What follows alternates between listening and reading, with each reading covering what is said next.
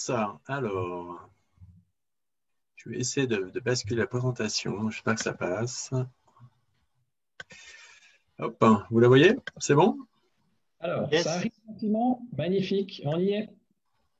Alors, hop, c'est parti. D'ailleurs, d'une part, merci. Vraiment très sympa de passer la soirée avec vous, de discuter de ces sujets passionnants, honnêtement, sur les biais cognitifs. Et en gros, on prend un titre un peu provocateur, en fait. Est-ce qu'on est vraiment libre arbitre? Est-ce qu'on est vraiment libre arbitre dans nos choix? Est-ce que nos choix sont vraiment bien réfléchis? Et voilà, ce soir, on va s'amuser un peu, en fait, avec vous sur les biais cognitifs, mais aussi ce qu'on appelle en anglais le herd animal, le herd behavior, qui est un peu l'effet de foule ou l'effet de troupeau. Et on va parler avec vous. Voilà. Donc, je vais laisser mes petits collègues le plaisir de se présenter. Alors, vas-y Didier, te cache pas, je t'écoute. Non, je me cache pas. Je vais faire très rapide parce que la partie publicité a déjà assez duré. Donc, on a tous envie de C'est un biais cognitif aussi, ça d'ailleurs. on a tous envie de rentrer dans le vif du sujet. Non, très rapidement, on m'a proposé de participer à l'organisation de cette conférence parce que, on va dire, je m'intéresse au sujet. Je suis un amateur éclairé depuis quelques années et je rejoins Eric sur le fait que c'est un sujet passionnant qui ne concerne pas que les business analysts, mais aussi les développeurs comme moi. Voilà. Vous me stalkerez sur Internet si vous avez envie d'en savoir plus sur qui je suis. C'est sympa, hein, c'est gentil. Oui, mais... Claude Duc, président d'IVA Geneva, business analyst depuis une vingtaine d'années. Thibaut, peut-être en deux mots? Oui, Thibaut Antignac, donc président de la France, bon, le CV déjà, également consultant associé du cabinet de conseil du PMS. Magnifique. Je vais regarder pour couper un peu les micros. Je vois que...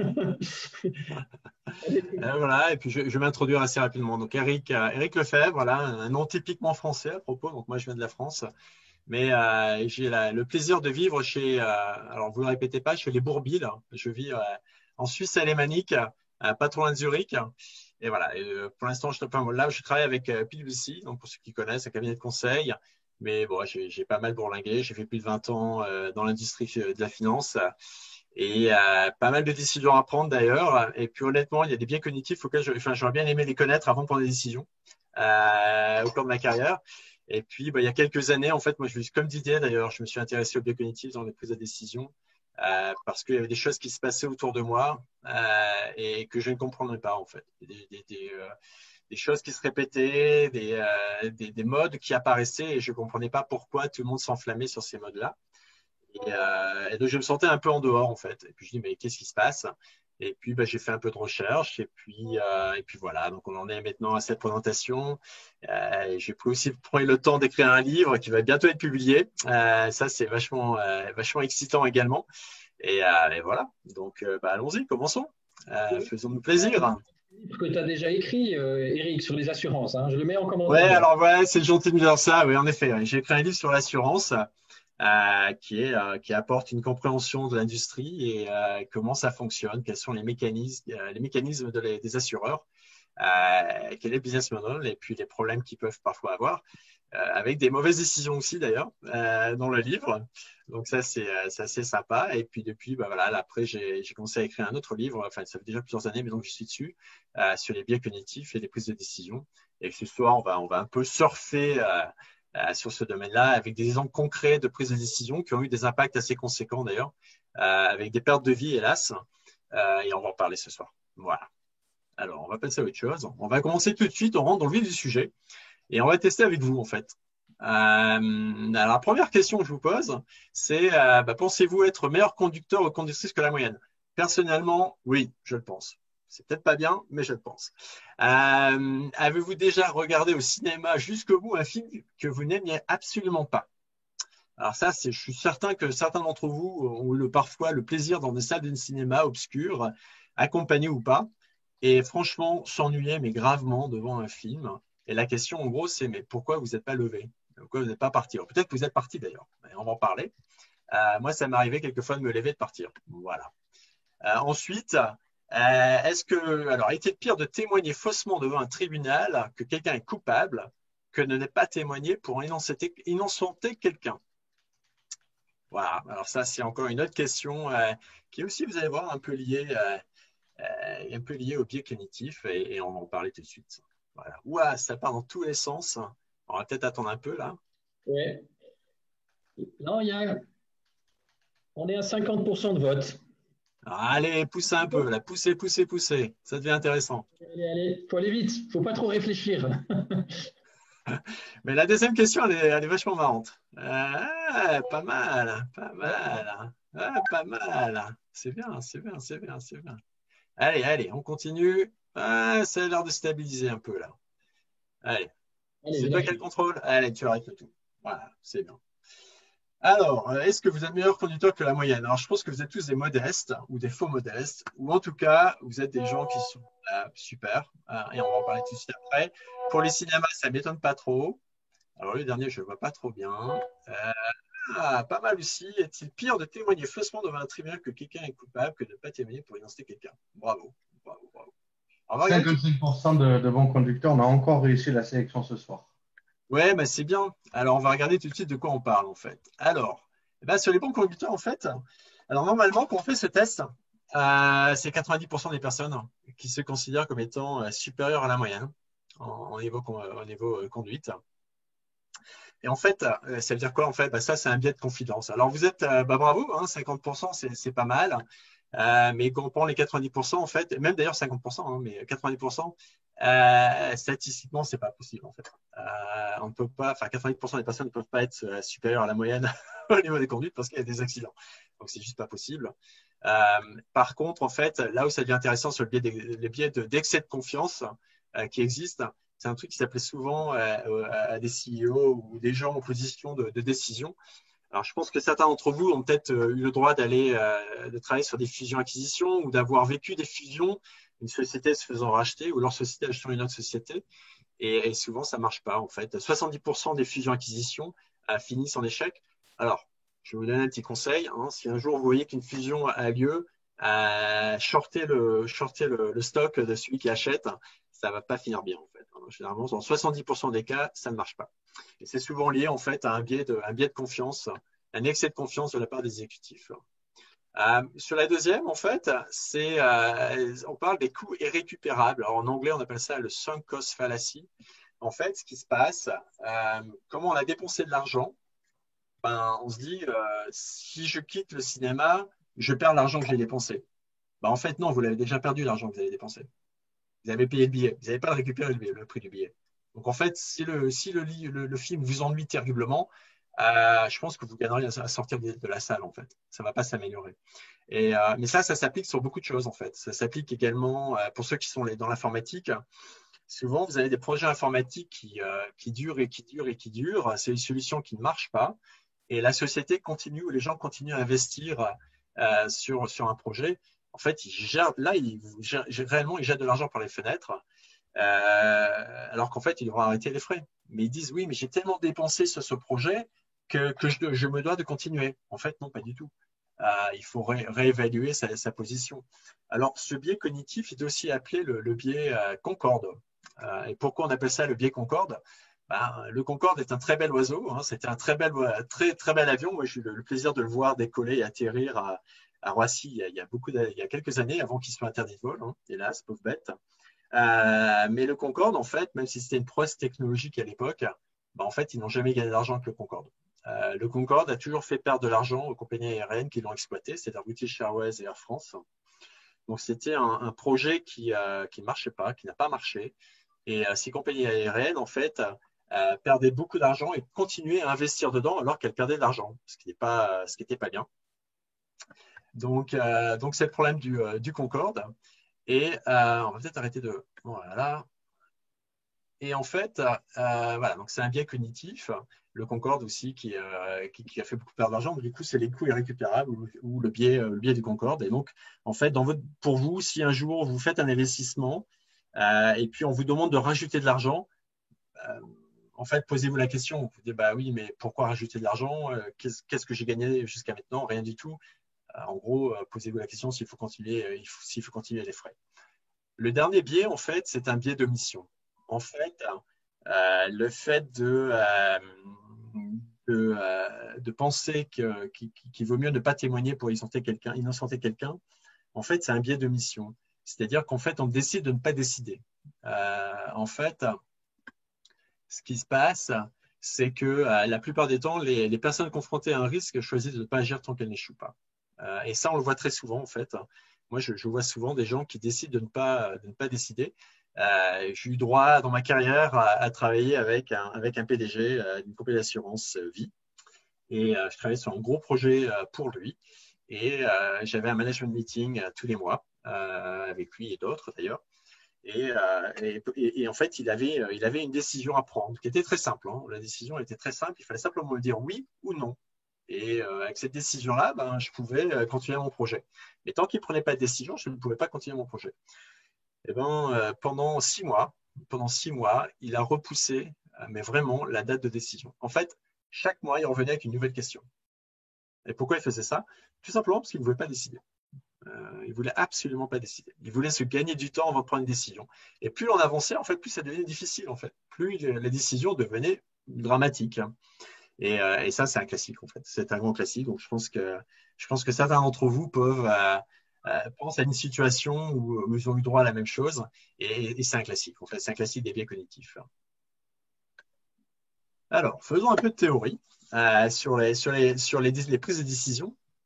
Mais en fait, pour aller très vite, comme on a commencé la présentation, en fait, quand on prend une décision, quand on doit prendre une décision, il y a toujours 2 choses qui se passent, voire plus. Mais en tout cas, 2 choses qui se passent. On a nos biais cognitifs qui se mettent en place. Donc, en fait, ce qui se passe, c'est que notre cerveau est fait pour processer très rapidement des données, en fait. Et en fait, notre cerveau, d'un point de vue évolution, est assez feignant. Il veut économiser l'énergie. Donc, comme on veut économiser notre énergie, il y a des automatismes qui se mettent en place. Quand une précision est rapide, en fait, en gros, il faut savoir qu'on dépense moins d'énergie. Voilà. Plus on prend de temps sur la réflexion, plus on dépense de l'énergie. Et ça, c'est pas bien pour le cerveau. Voilà. C'est pas comme ça qu'il a été bâti. Et puis, de toute façon, quand on était encore à courir dans les steppes ou en Afrique à chasser le lion ou je ne sais quoi, il fallait prendre des décisions rapides. Et donc, voilà. Donc, en fait, notre cerveau a été bâti comme ça pour qu'on prenne des décisions rapides et développer des automatismes. Et c'est ça, en fait, entre guillemets, les biais cognitifs. Après, il y a autre chose. Il faut reconnaître, nous sommes des animaux sociaux. Bien faire partir d'un groupe. La porte qui s'ouvre, qui est pas mal. Nous sommes des animaux sociaux et en fait, on aime faire partie d'un groupe. Ça aussi, c'est pareil, hein, c'est la même histoire. Hein, ça remonte à des millénaires. Encore une fois, quand on était dans la steppe ou dans la savane ou je ne sais où, il était plus sûr d'être en groupe que tout seul. En fait, les chances de survie étaient plus importantes si on faisait partie d'un groupe que si nous étions seuls. Donc, ça explique qu'en fait, naturellement, au niveau de l'évolution, on aime faire partie d'un groupe. On veut faire partie d'un groupe. Et ça aussi, ça impacte nos prises de décision et on va en parler. D'accord? Alors, je continue. Donc, les biais cognitifs, je les ai introduits. Je ne vais pas trop passer de temps sur ce slide, mais en fait, ils influencent nos choix de façon parfois surprenante et vous allez voir ça après. L'animal social, j'en ai parlé. Déjà, Aristote en parlait également en disant que nous étions des animaux sociaux. Et ça aussi, ça impacte nos prises de décision.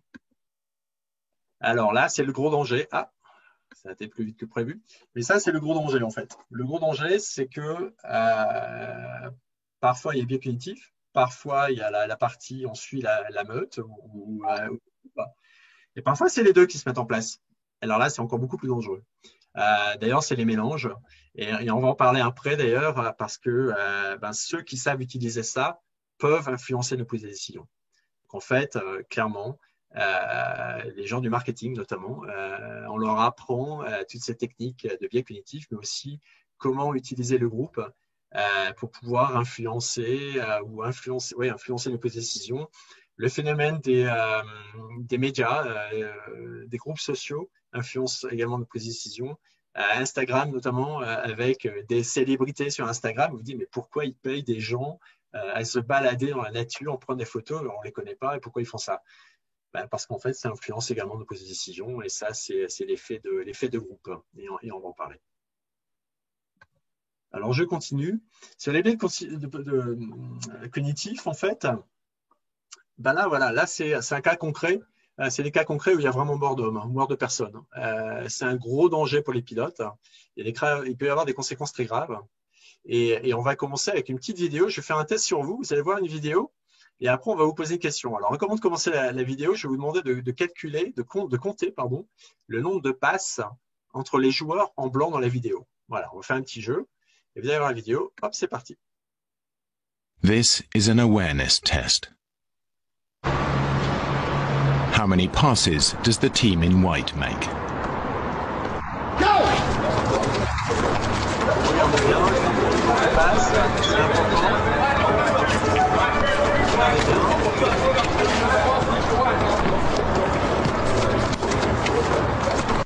Voilà. Alors, on a fini. Petite question pour vous. Combien de passes avez-vous compté? Oh, pas mal. Oh là là là là. Hein, alors, non, on Ah voit. ouais, putain, ils sont forts. Ah, ils sont très forts. Franchement, ils sont meilleurs que vous, hein, parce que la semaine dernière qu'on l'a fait ensemble, c'était pas terrible, les gars. Ah. Ça va vite, hein. Moi, j'avais abandonné à 5. Hein? Ouais, t'avais abondé à 5, toi, la semaine dernière. Hein. Donc voilà. Ben 80%. voilà. Ben, on va dire que la majorité a raison. D'ailleurs, on appelle ça en anglais the wisdom of the crowd. Mais là, en l'occurrence, ceux qui ont compté 13 passes ont tout à fait raison. Il y a bien eu 13 passes. Et dans les commentaires, on voit qu'il y a une ou deux personnes qui ont identifié quand même. Ah, elles ont vu quelque chose. Elles ont vu quelque chose. Ah oui. Mais c'est là où on est dans les biais cognitifs, hein, si je peux me permettre de compléter ce que tu vas dire, Eric. C'est que les biais cognitifs, ça démontre un comportement général, mais pas forcément systématique. C'est-à-dire que là, je pense qu'on va constater, grâce aux résultats, qu'il y a une majorité de cerveaux humains qui ont fonctionné d'une certaine manière, mais il y a quand même 2, 3, 4 personnes qui sont passées outre, on va dire, le conditionnement de la vidéo. Je vais l'appeler comme ça. Exactement. Alors, en fait, on va repasser la vidéo et on va s'arrêter à un endroit et vous allez voir, en fait. This is an awareness test. Voilà. How many passes does the team in white make?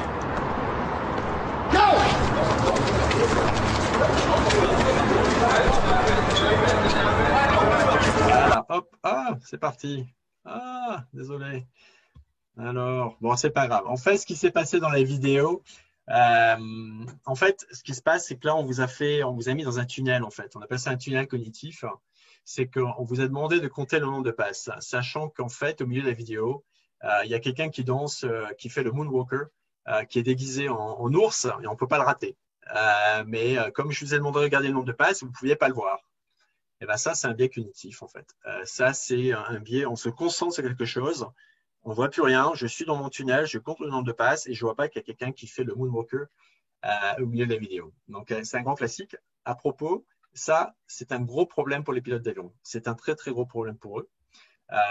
En fait, il faut comprendre que les pilotes d'avion, et vous savez tous, hein, ils ont tellement d'informations à gérer que c'est assez facile, c'est assez difficile pour eux de gérer toutes les informations.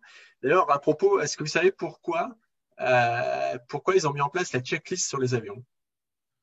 Vous savez, les avions, ils ont tous des checklists. On voit dans les films, ils sont tous là en train de regarder la checklist. Alors, pourquoi ils ont fait ça? En fait, c'est parce qu'ils ont tellement d'informations, encore une fois, les checklists sont là pour les guider dans leur choix. Et en fait, si vous parlez avec un pilote, alors il y a peut-être des pilotes avec nous ce soir, les pilotes vous diront qu'en effet, une grosse partie de leur travail, c'est de regarder les checklists. Et à la base, en fait, ils ont mis les checklists sur les premières forteresses volantes. Ils ont fait un vol d'essai, l'avion a décollé. Ouais, c'était pas mal, bel avion. Puis l'avion s'est scratché. Je dis, mais qu'est-ce qui s'est passé, quoi? Pourquoi l'avion s'est crashé? Il y a un problème technique, c'est quoi le bordel? En fait, non. Le pilote, il y avait tellement d'informations, il y avait tellement de manettes, il ne savait plus quoi faire. Et il a scratché l'avion, quoi. Donc, depuis, après, ils ont compris, il faudrait peut-être mettre des checklists. Hein. Et donc, depuis, il y a des checklists. Ils ont ça dans les avions, mais pas que dans les avions. Dans les hôpitaux aussi. Aux États-Unis, il y a eu une étude qui a été faite il y a quelques années où vous avez des problèmes. Comme vous savez, vous entrez à l'hôpital, vous savez quelle maladie vous avez, mais quand vous en sortez, vous ne savez pas ce que vous allez avoir.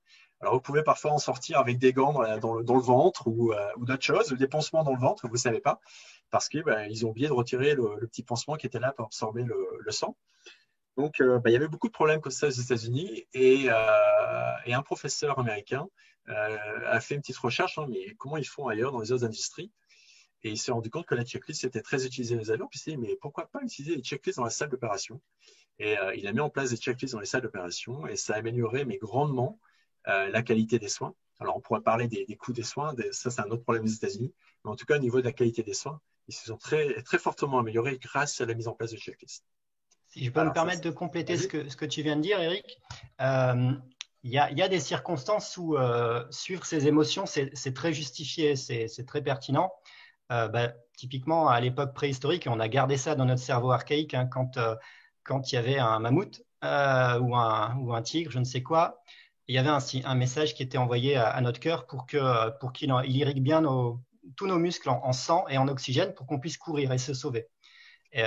Mais voilà, quand on est en train d'opérer quelqu'un, par exemple, il vaut mieux pas céder à cette panique. Il vaut mieux rationaliser. Et une checklist, ça peut permettre de se raccrocher à quelque chose de rationnel et voilà. Et puis de ne pas faire de bêtises. Exactement. Et en fait, on appelle ça l'effet tunnel, en fait. Donc, comme je disais, vous rentrez dans un tunnel et vous focalisez sur quelque chose et vous ne voyez plus le reste. Et c'est un réel danger pour les pilotes. Hein. Vous pouvez chercher sur YouTube, hein, vous verrez des vidéos il y a une vidéo très célèbre d'un avion. En fait, vous voyez le pilote qui va atterrir, en fait. Il est en phase d'approche, il atterrit. Puis on voit la vidéo, quoi. On entend une alarme. Ok, c'est quoi cette alarme? Bon, ok, il atterrit. Puis quand il atterrit, il y a un bruit mais terrible, quoi. Il dit, mais qu'est-ce qui se passe? Il sort de l'avion, il regarde l'avion, mais il n'y a pas de train d'atterrissage. Le type, en fait, a oublié de mettre le train d'atterrissage. L'alarme lui disait, attends, tu as oublié ton train d'atterrissage. Mais il ne l'a pas mis, quoi. Il ne s'est pas concentré sur l'alarme, il s'est concentré sur la phase d'approche. Il était dans son effet tunnel. Je pose mon avion et il n'a pas mis le train d'atterrissage. Donc, c'est vrai, non, mais c'est sérieusement un vrai problème. Alors, c'était un petit avion de tourisme et puis personne n'est mort, tant mieux. Parfois, il y a des accidents et là, il y a beaucoup de morts. Et c'est le cas de l'avion, enfin, c'est le vol AF447 qui est très connu. Hein. C'est le vol d'Air France entre Rio et Paris. Il y a quelques années, il est tombé au milieu de l'Atlantique. Il y avait 228 morts.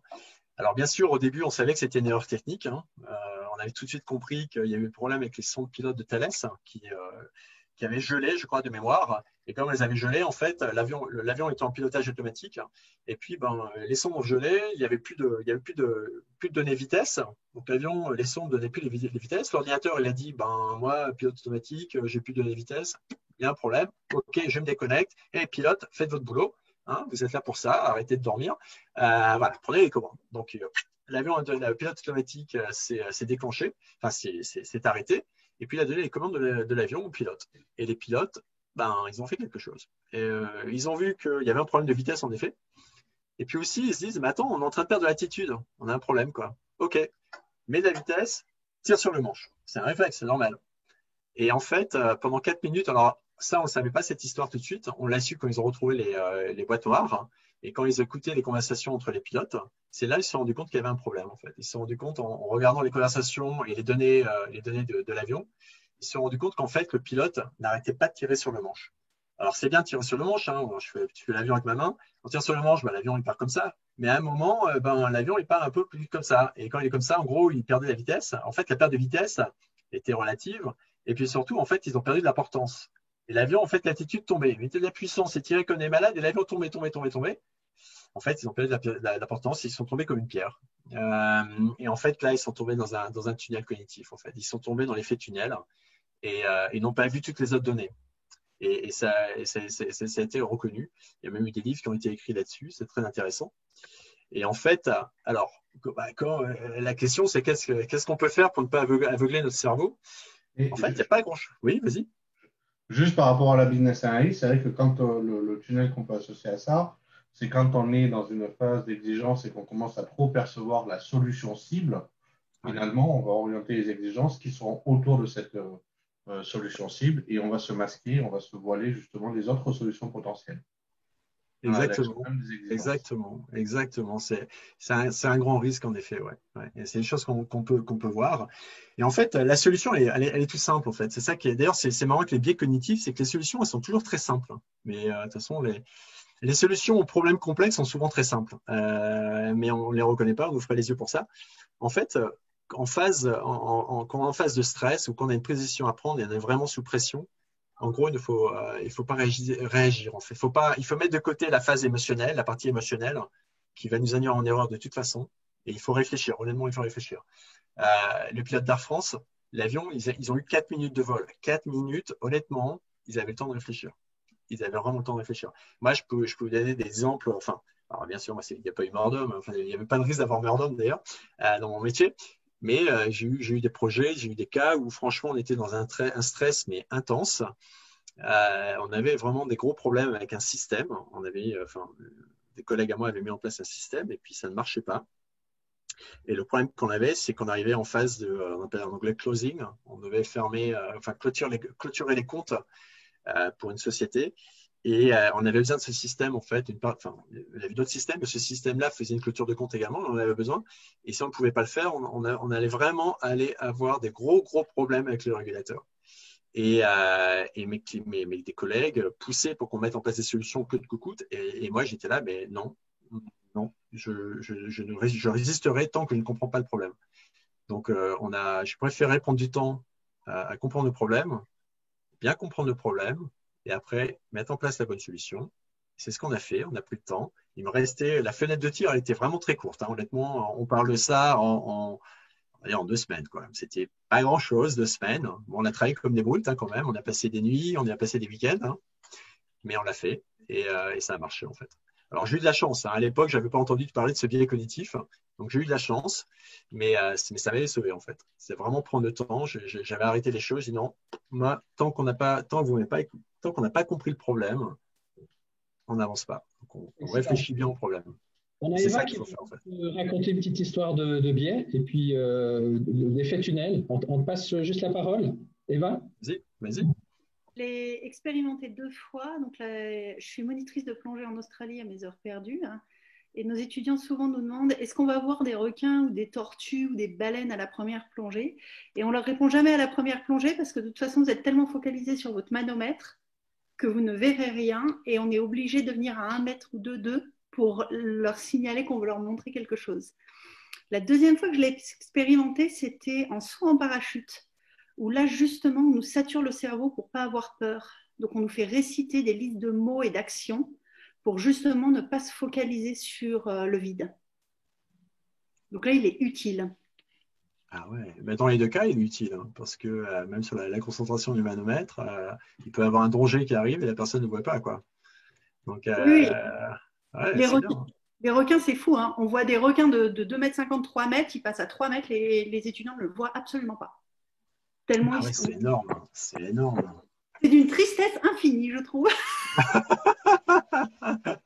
Ouais, là, il faut sortir de l'eau. Hein, voilà. Merci, mais c'est très intéressant, mais c'est exactement ça en fait. Donc pour vous tous, en fait, réfléchissez à ça. Je suis sûr que vous avez une situation où vous êtes concentré sur quelque chose, vous n'avez pas vu le reste. Par exemple, en voiture, Didier nous disait ça la semaine dernière. Tu sais, on a tous dans la voiture, mettons le petit bip bip, hein, on fait la caméra au recul, bip bip bip bip bip bip, et puis voilà, on peut aller un peu plus loin, quoi. Ouais, mais la caméra au recul, elle est là pour quelque chose. Mais Didier, vas-y, partage ton expérience. Ouais, je pense qu'il y a plusieurs biais cognitifs là-dedans. Hein. Tu ne m'avais pas prévenu que tu allais me mettre en défaut comme ça. Hein. Ah, désolé. Non, qui aime bien, châtie bien. Ouais, il n'y a pas de souci. Je vois 2 biais cognitifs. D'ailleurs, petite parenthèse avant d'oublier d'en parler, il y a plus d'une centaine de biais cognitifs. Hein. C'est étudié, scientifiquement depuis les années 70, 70 pour les Français. Donc, il y a plus d'une centaine de biais cognitifs. Hein. Là, on va en parler. Déjà, on va en parler de 4 ou 5 et on va sûrement déborder du temps. Mais voilà, il y en a plus d'une centaine. Donc, les 2 auxquels je pense quand on se gare… On les retrouve sur Wikipédia d'ailleurs. Ouais.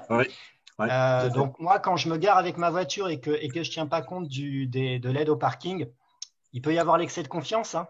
Me dire non, mais c'est bon, il bip, mais moi, je sais que j'ai encore la place. Et puis, 191, 191 biais. Merci à Eric Toumir. Et puis aussi, il y a je ne sais pas quel biais cognitif pourrait décrire ça, mais à force de s'habituer à entendre le bip bip et ne jamais toucher, on se dit mais en fait ça sert à rien. En fait, même quand il bip, je peux encore y aller. Il y a toujours la place. Voilà. Donc je pense que c'est beaucoup de l'excès de confiance, quoi. Tu as raison. Alors après, on va parler à l'autre, en fait, le herd behavior. Alors, c'est l'effet de troupeau, en fait. Hein. Alors, la question un peu provocatrice, en fait, on peut se poser la question, on dit tout le temps, ben, on descend du singe. Bon, peut-être qu'on descend aussi du mouton. Hein. Parfois, il faut le reconnaître, moi aussi, hein, j'en fais partie. On suit les effets de mode, et ben parfois, il faut peut-être se poser des questions, en fait, tout simplement. Et on va commencer ça tout de suite avec une petite photo sympa. Voilà, vous voyez une petite fille, une fille, pardon, une jeune femme qui est dans la rue, elle est allongée dans la rue, et elle a des petites questions pour vous, et on va faire un petit sondage, en fait, sur les questions. Alors, elle est dans la rue. Pourquoi elle est dans la rue? Eh ben, elle est en France, c'est la grève. Hein. Désolé pour les Français, je suis français, voilà.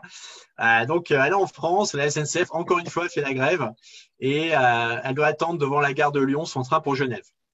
Le deuxième cas, c'est qu'elle participe au Montreux Jazz Festival, et puis elle n'a pas trouvé de place dans les hôtels.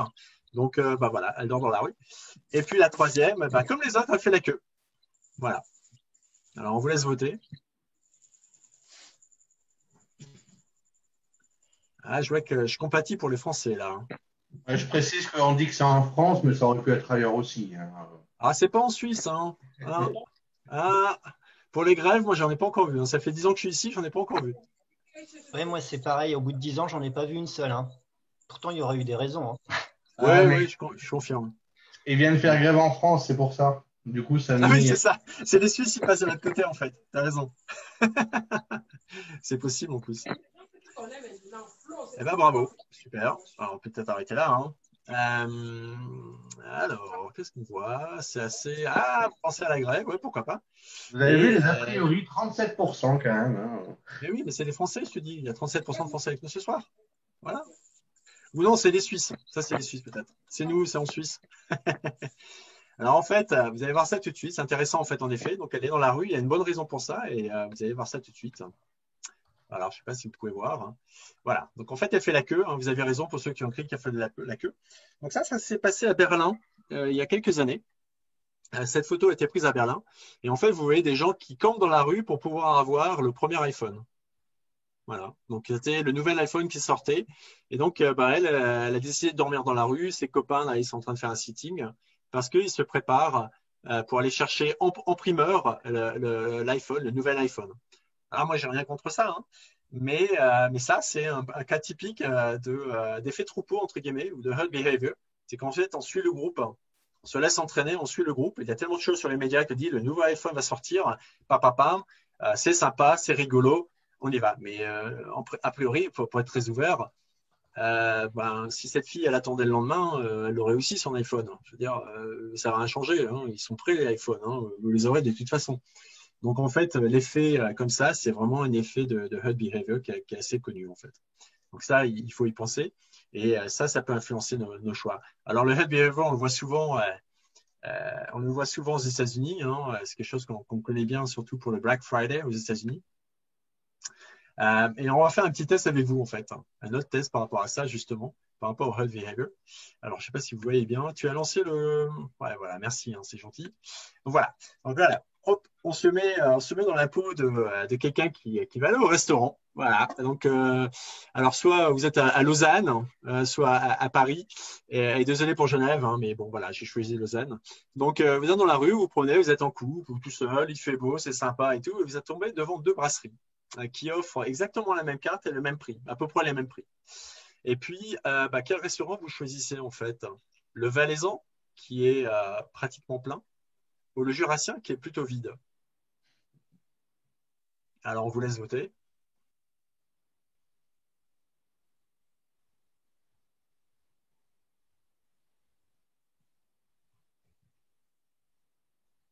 Ah ouais, c'est impressionnant. Hein. Ouais, il y a des Jurassiens dans le groupe, hein, moi je dis. Il faut savoir, pour ceux qui ne vivent pas en Suisse, qu'il y a des petites tensions marrantes entre les cantons. Donc, le canton du Valais, c'est un canton particulier, on va dire. Et puis, vous avez le canton de Vaud, le Jurassien, le Jura, Genève. Moi, je suis chez les Bourbiers, donc je suis le canton de Zurich. On est différents ici. On est mieux. Voilà. Ça aussi, c'est un effet cognitif d'ailleurs. Enfin bref, donc voilà. 62% ont choisi les Valaisan, qui est pratiquement plein. En fait, alors ça, c'est un classique également, et je sais pourquoi vous faites, moi aussi, hein, ça m'arrive. Hein, cet été, enfin l'été dernier, j'ai eu la joie d'être en Avignon. Et je me rappelle être allé au restaurant avec ma famille. Il y avait plusieurs terrasses et il y en avait une qui était pleine et les autres étaient franchement vides. Ben, je me suis installé, j'ai demandé d'être installé là où elle était pleine. Parce que je me suis dit, bah forcément, si ces gens-là vont dans ce restaurant-là, si c'est plein, ça veut dire que c'est bon ou que c'est meilleur que les deux autres. En fait, vous n'en savez rien. Peut-être que ces gens-là, oui, tout le monde a fait le troupeau. On en a vu s'asseoir là. On y va parce qu'ils doivent savoir. En fait, je ne sais pas s'ils savent. Et statistiquement, il y a peu de chances qu'ils savent, d'ailleurs, surtout en Avignon, en ville touristique. Alors, j'ai aussi vu ça. J'ai vécu un moment en Finlande. J'ai eu la joie de passer quelques années en Finlande. Et en Finlande, ils ont une technique très marrante devant les boîtes de nuit. Ils créent des queues, en fait. Alors, vous dites, il y a une queue devant la boîte de nuit. Ça veut dire que, waouh, à l'intérieur, ça va être la fête. Hein, ça va être vachement rempli, en fait. Eh ben, pas toujours. Même l'hiver d'ailleurs, hein. Même quand il fait moins 30 ou moins 35, il y a une grande queue dehors. On dit, mais putain, ouais, c'est la queue. La boîte de nuit, elle doit être sympa. Hein. Donc on fait la queue, on suit la queue et on rentre. Et surprise, surprise, il n'y a personne. Pas grand monde. En fait, ils entretiennent comme ça des queues pour attirer les gens. Donc ils savent que s'ils mettent une queue devant la boîte de nuit, ben, les gens vont venir. Donc sérieusement, ils créent des queues. Et c'est assez marrant. Hein. Et on voit ça aussi ailleurs. Alors, Didier, tu m'avais donné une anecdote la semaine dernière que j'avais trouvée fantastique. Alors, je te permets, vas-y, hein, si tu peux la C'était quoi? partager. Ah, c'était C'était justement sur les boîtes de nuit?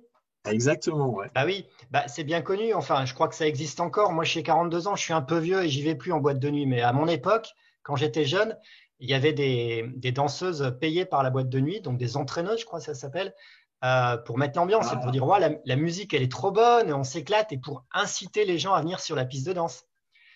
C'est vrai que Exactement. quand tu vois des gens qui s'éclatent sur une chanson, tu te dis merci pour les gens qui sont aussi vieux que moi. Là, j'ai une collègue, copine d'école qui me dit qu'on n'est pas si vieux. Merci.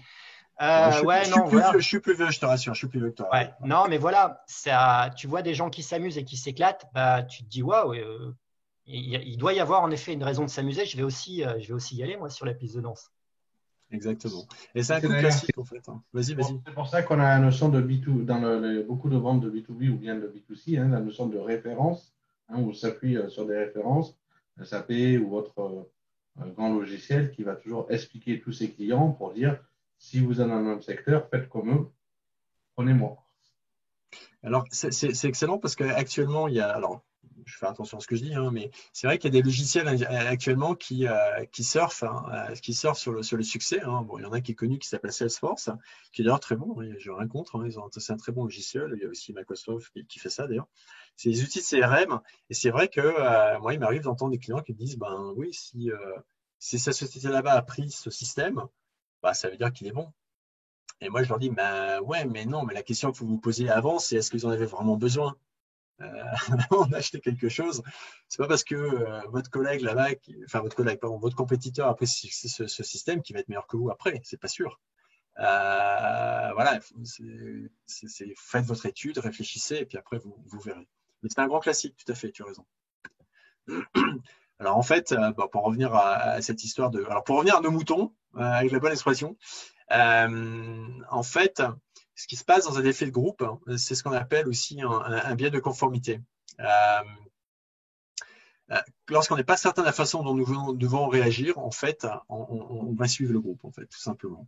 Alors, vous allez voir, on va s'amuser avec. On va parler après, vous allez voir une vidéo, mais là, on va parler du test de H, qui est un test assez connu et ça a été démontré d'ailleurs. En fait, la pression du groupe nous influe énormément. Donc, si vous faites partie d'un groupe, vous allez, enfin, je dis pas vous allez le faire, hein, mais en général, la majorité des gens va plier sous la pression du groupe parce que on veut rester au sein du groupe. On se sent plus en sécurité au sein du groupe. On ne va pas lutter contre le groupe, donc on va se rallier à ce que le groupe va dire. Et H est un chercheur américain de mémoire qui a fait des recherches par rapport à ça. Et il a fait ça, il a fait des tests en fait. Il a un test très con, vous voyez là ici, enfin très simple, hein, 3 lignes, A, B, C. Et il demandait aux gens de dire, OK, la ligne qui est à gauche, à quoi elle correspond sur le ABC. Est-ce que c'est pareil, la même longueur que A? Est-ce que c'est la même longueur que B ou la même longueur que C? Un test très simple, vous voyez tout de suite, c'est C. OK. Et en fait, il a fait des tests où il mettait dans des groupes, des petits groupes, 8 personnes. Il y avait 7 acteurs une personne qui était le cobaye, mais les restes étaient les acteurs. Et il demandait aux acteurs, en fait, de mentir. C'est-à-dire qu'en fait, il faisait le test avec le cobaye, il y avait les acteurs autour, et les acteurs donnaient une réponse. Alors, on regardait ça, ils disaient, ah bah c'est B. Le premier dit B, le deuxième disait c'est B, le troisième disait c'est B. Tous ont dit que c'était B. Et la dernière personne qui était le cobaye, pour lequel on portait le test, on voulait savoir si oui ou non cette personne allait dire B. Ben, dans 75% des cas, cette personne, il devait dire C. Dans 75% des cas, la personne disait B. C'est se rallier au groupe. Et en fait, c'est un grand classique et on voit ça assez souvent. Alors, vous allez voir. Alors, cette vidéo, elle est géniale. Avant que tu la montres, juste pour dire qu'une partie des biais cognitifs, et notamment celui-là, le biais de conformité, nous viennent de notre cerveau archaïque, c'est-à-dire notre cerveau qui a commencé à se construire quand on était des hommes préhistoriques. À l'époque, en effet, être exclu du groupe, être tout seul, c'était risquer la mort à coup sûr dans les heures qui viennent. Donc voilà, il nous reste un petit peu ça aujourd'hui. Et par instinct de survie, on n'ose pas donner un avis contraire au groupe parce que ça veut dire s'exclure du groupe et ça nous fait penser qu'on va mourir. Voilà. Ouais, super. Alors voilà, vous allez voir les vidéos, elle est marrante, j'espère qu'elle ne va pas être trop longue, mais vous allez voir, elle est passionnante et j'arrêterai un moment et je vous poserai une question. D'accord? Allez, on y va.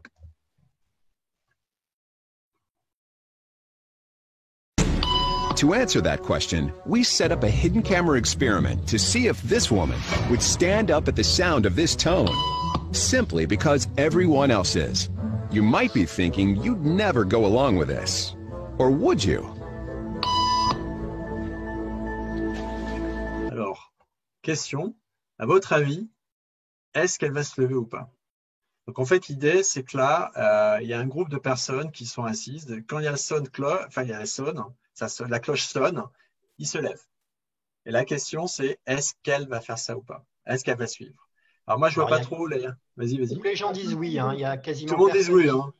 Quasiment personne n'a dit pas. non. Ah si, il y en a un qui a dit non. Ah, ouais. Bravo.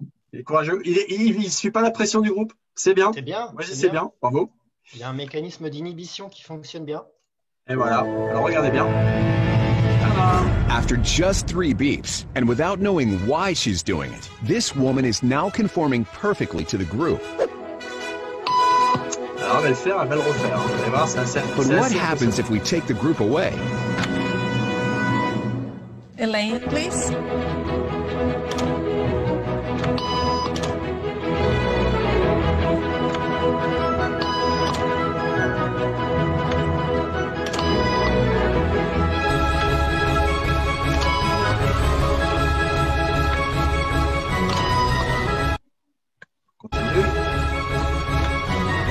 J'arrête là. Maintenant, elle est toute seule. Honnêtement, tranquille, plus personne ne la voit. Elle peut décider toute seule ce qu'elle va faire. À votre avis, qu'est-ce qu'elle va faire? On va avoir droit à un petit bip également.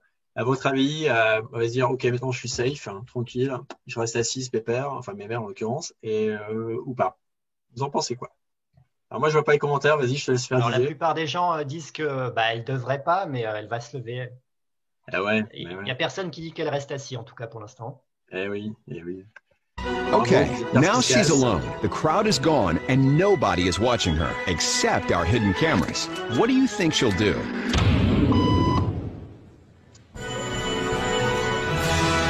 She's now conforming to the rules of the group without them even being there. Ça, c'est un point important en fait. Donc, elle suit le groupe sans même être dans le groupe en fait. Et ça, c'est super important. En fait, ça peut être aussi en fait les habitudes. On appelle ça en anglais, on parle des habits. On peut créer en fait des habitudes chez les gens en les faisant suivre un groupe. Et ça marche d'ailleurs. Et c'est très intéressant. Alors, on va continuer un peu avec la vidéo. Vous allez voir, ça va être rigolo après parce que ce qui va se passer maintenant, c'est qu'elle, elle suit le groupe. Donc, elle suit la règle. On lui a appris à suivre la règle. Maintenant, vous allez voir quelqu'un d'autre qui va arriver, qui n'est pas un acteur. Et on va voir ce qui va se passer. Now, watch what happens when we introduce another outsider who doesn't know the rules. Have a seat and they'll be out in just a couple minutes. Thanks so much.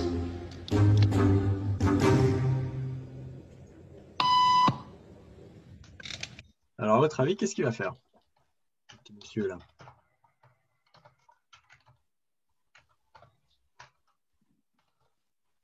Alors, Didier, tu vois quelque chose? Moi, je ne vois pas, hélas. On pas se lever. On est seul, reste assis. Suivre, reste assis, reste assis, reste assis. Regardez, non pas se lever. La Ok. plupart, il va pas bouger, il va rester assis. Allez, on va regarder. Vous allez voir, c'est rigolo. Et il y en a un qui dit il va poser la question pourquoi elle se lève. Ah. Why do I stand up? Everybody was doing it, so I thought I was supposed to. Think she'll teach the new guy what to do? Alors maintenant, qu'est-ce qu'il va faire? Sur le coup, vous avez raison, hein, bravo. Hein, il a posé la question. Et maintenant, qu'est-ce qu'il va faire au prochain coup? Qu'est-ce qu'elle va faire d'ailleurs? Est-ce qu'elle aussi, elle va se lever ou est-ce qu'elle va rester assise? Alors, la plupart des réponses pour l'instant disent qu'il va se lever aussi. Hein, Il va se et lever qu'elle aussi.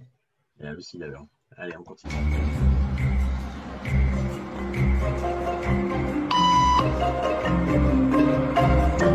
Bravo! Bravo, bravo. Ah, vous allez voir, c'est assez rigolo. Alors, on va pas faire toute la vidéo. Hein. We kept the cameras rolling as more unsuspecting patients Et arrived. après, j'arrêterai. Et la fin de la vidéo avec le gros rebelle, elle est pas mal aussi, enfin le gros rebelle, qui a l'air d'être un rebelle. Ah oui, ah ouais. Mais bon, on va arrêter là quand même. Comme tu veux. Donc, bah, lui, il fait un peu rebelle aussi, d'ailleurs. Non, peut-être pas. Mais il avance très, très déterminé. En fait, ce qui va se passer, dans la vidéo, hein, on pourra vous donner le lien, elle est marrante. En fait, il y a plein de gens qui arrivent, la salle se remplit et ils vont tous suivre. C'est assez hallucinant, en fait. Et en fait, elle, la première, hein, la jeune femme, c'est elle qui a été finalement entraînée à se lever et qui les a suivre. Alors, moi, la première fois que j'ai vu cette vidéo, ça m'a fait penser à l'école. Alors, c'est un peu différent, bien sûr, à l'école, hein, c'est un problème de discipline. Mais moi, je me souviens quand j'étais à l'école primaire, je suis un peu plus vieux que toi, hein, Didier, je ne sais pas si pour toi c'était pareil. Mais nous, à l'école primaire, comment je l'avais fait, on nous apprenait à nous lever quand quelqu'un arrivait dans la salle, en fait. Quand le directeur ou quelqu'un d'autre arrivait dans la salle, un adulte, on se levait. Alors, je me suis dit, tiens, c'est marrant, ça me fait penser à ça. Voilà. Mais ça n'a rien à voir. Je pense pas que ça soit lié à ça, mais c'est le petit truc qui m'a fait penser à ça, en fait. Je trouvais ça assez marrant.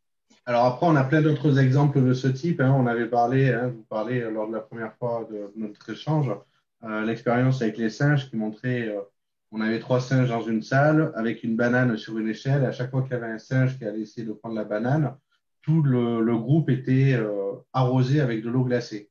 On introduit un 4e singe qui ne connaît pas, qui voit la banane, qui va chercher la banane. Et en fait, là, les autres singes l'arrêtent et commencent à le taper pour pas qu'il aille prendre la banane. Puis ensuite, le jeu, c'est d'enlever les singes qui ont connu la douche, de les remplacer au fur et à mesure, hein, un par un. À chaque fois qu'il y a un singe qui va chercher la banane, ils se mettent à taper le nouveau venu pour, à la fin, n'avoir que les singes qui n'ont pas connu la sanction de la douche, mais qui apprennent aux autres singes de ne pas aller chercher la banane sans savoir pourquoi, en fait, au final. On est dans des éléments, là, l'expérience, elle est avec des animaux, mais quelque part, on est aussi des animaux primaires. Là, on est assez proche dans ton exemple du conditionnement et puis des expériences de Pavlov. Voilà. Mais ça fera l'objet peut-être d'une autre. Ouais, je pense qu'on y prend goût. Hein. On va en faire une autre, hein, je pense. Hein. Ouais. En tout cas, je vous ai envoyé j'ai envoyé le lien vers la vidéo pour ceux qui voudraient la revoir ou la partager. Voilà. Ah, super, bravo. Merci. Donc, on va continuer, en fait. Hein. On va passer à ça. Alors, en fait, on parle de l'effet de groupe et c'est intéressant parce que on le voit ça tout le temps, enfin souvent. Alors, je ne sais pas si j'ai pris des exemples récents, en fait, hein, de ce qui s'est passé sur les effets de groupe, au group thinking, on est en anglais. Je ne sais pas si vous connaissez Marcus Brown. Marcus Brown, c'était le CEO de Wirecard. Je pense que vous avez dû entendre parler de Wirecard, qui est une société allemande qui a déposé le bilan, il me semble, avec un trou de 2 milliards d'euros au bilan. En fait, ils ont eu des revenus fictifs et ça a duré pendant une dizaine d'années. Et en fait, ça devenait de plus en plus gros.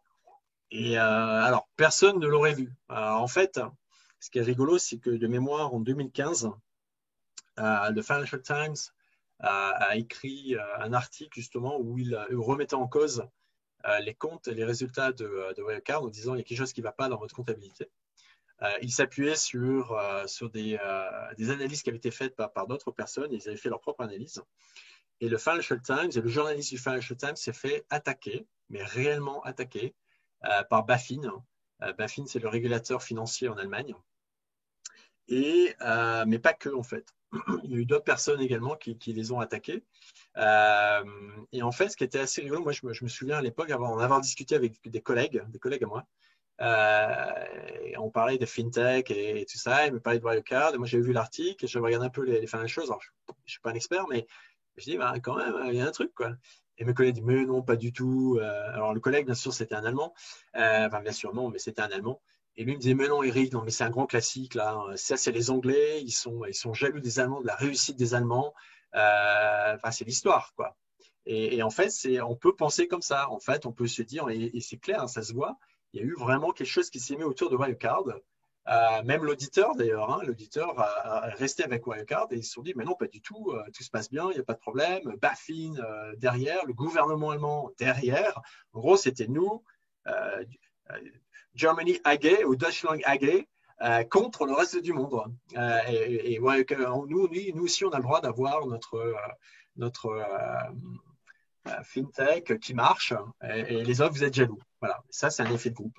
En fait, depuis, on a bien sûr appris que non, il y a eu un gros trou dans la caisse ou un gros trou dans la raquette.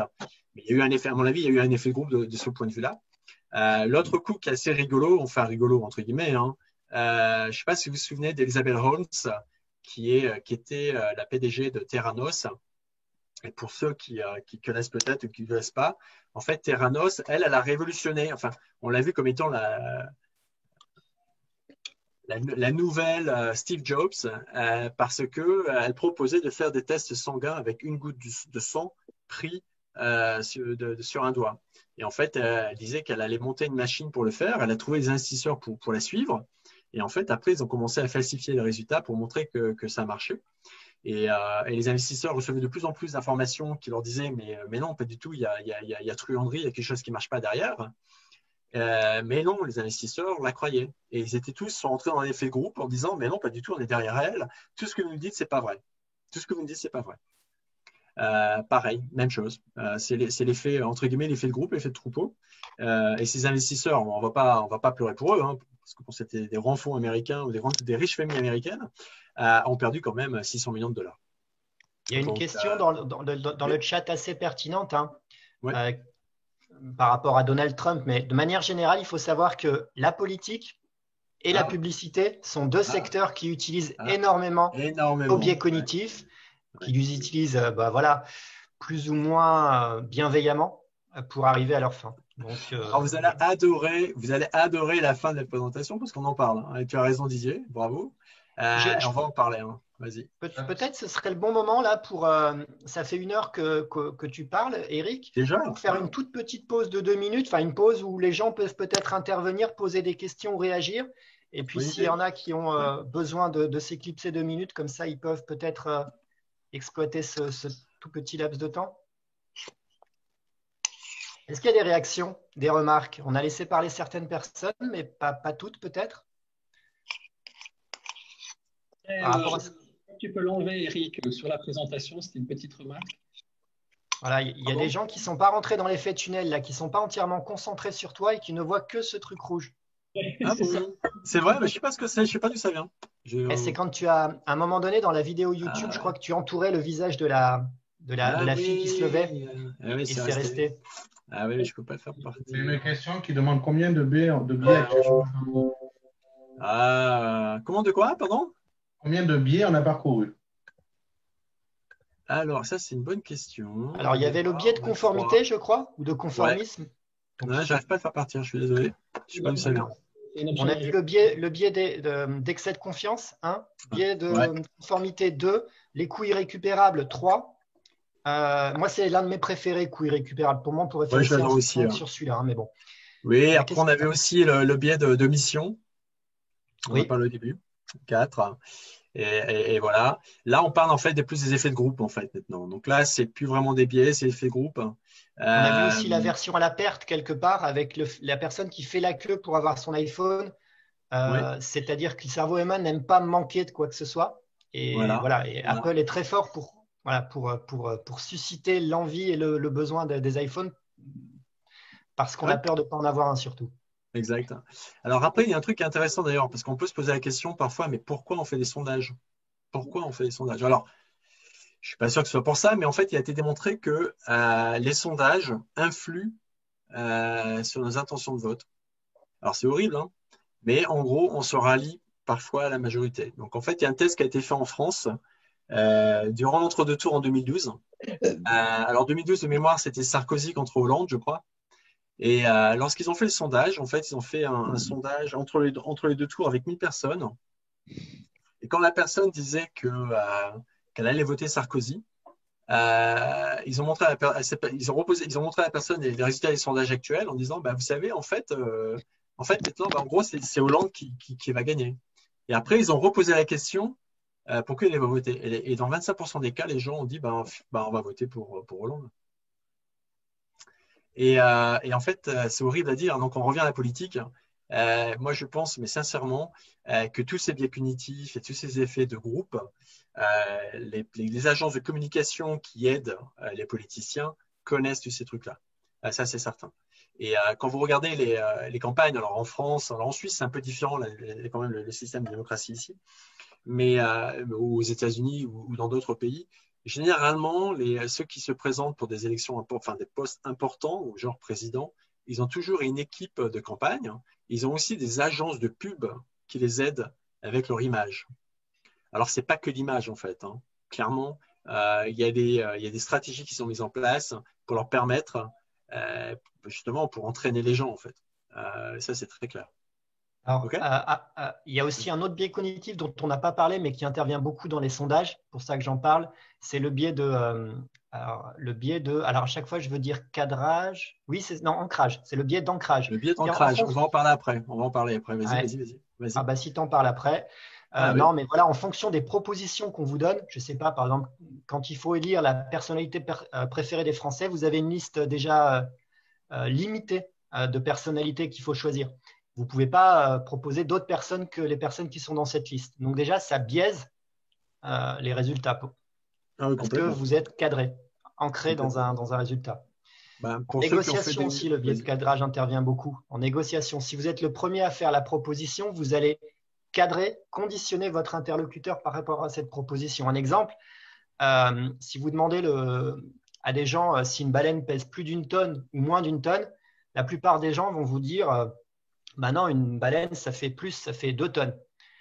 Et si vous leur dites est-ce que ça fait plus que 69 tonnes ou moins que 69 tonnes, elles vont vous dire bah non, ça fait moins, ça fait 56 tonnes. C'est-à-dire que le résultat auquel on va arriver est bien différent en fonction de la manière dont la question est posée.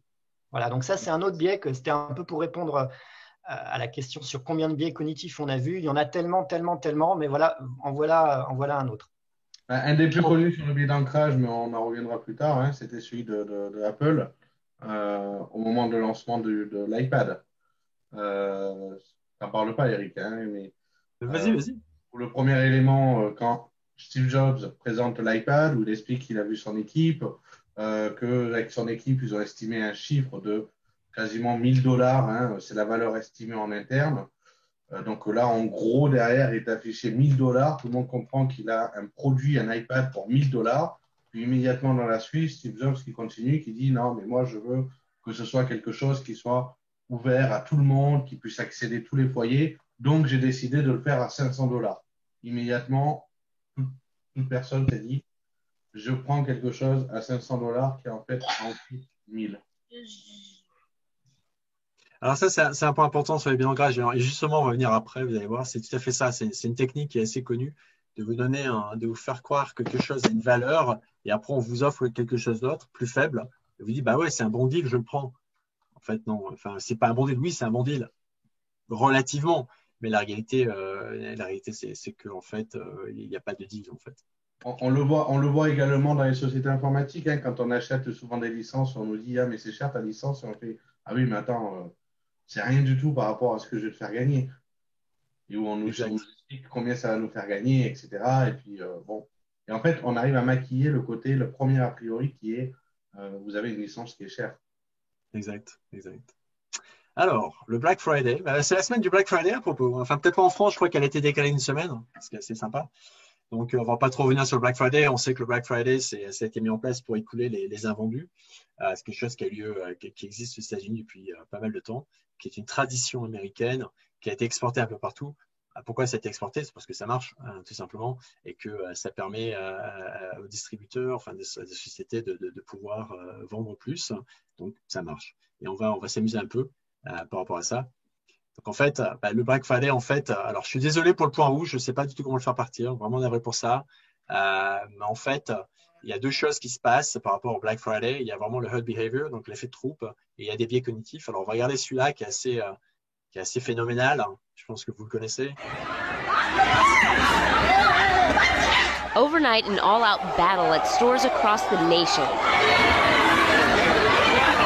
Just hours into the brutal chase for bargains. I got my fist up if somebody tries to steal something from me. In Louisville, Kentucky, Black Friday madness. Bon, on va pas faire toute la vidéo, mais voilà, donc c'est assez flagrant, quoi. Et on a déjà tous vu ça. En fait, ils se battent pour un écran plat, ou ils se battent pour, j'en sais rien, un téléphone ou Nutella. Alors ça, on va venir après, là. Là, c'est en France. Mais voilà, donc en fait, ce qui se passe, c'est qu'il y a un effet de foule. En fait, le Black Friday, ils font ça aussi de façon très réfléchie. Parce qu'en fait, ils vont créer une attente, en fait. Donc, il va y avoir beaucoup de choses. Il y aura de la pub, le Black Friday, attendez, le Black Friday, il arrive, etc. Il y aura moins 30, moins 40%.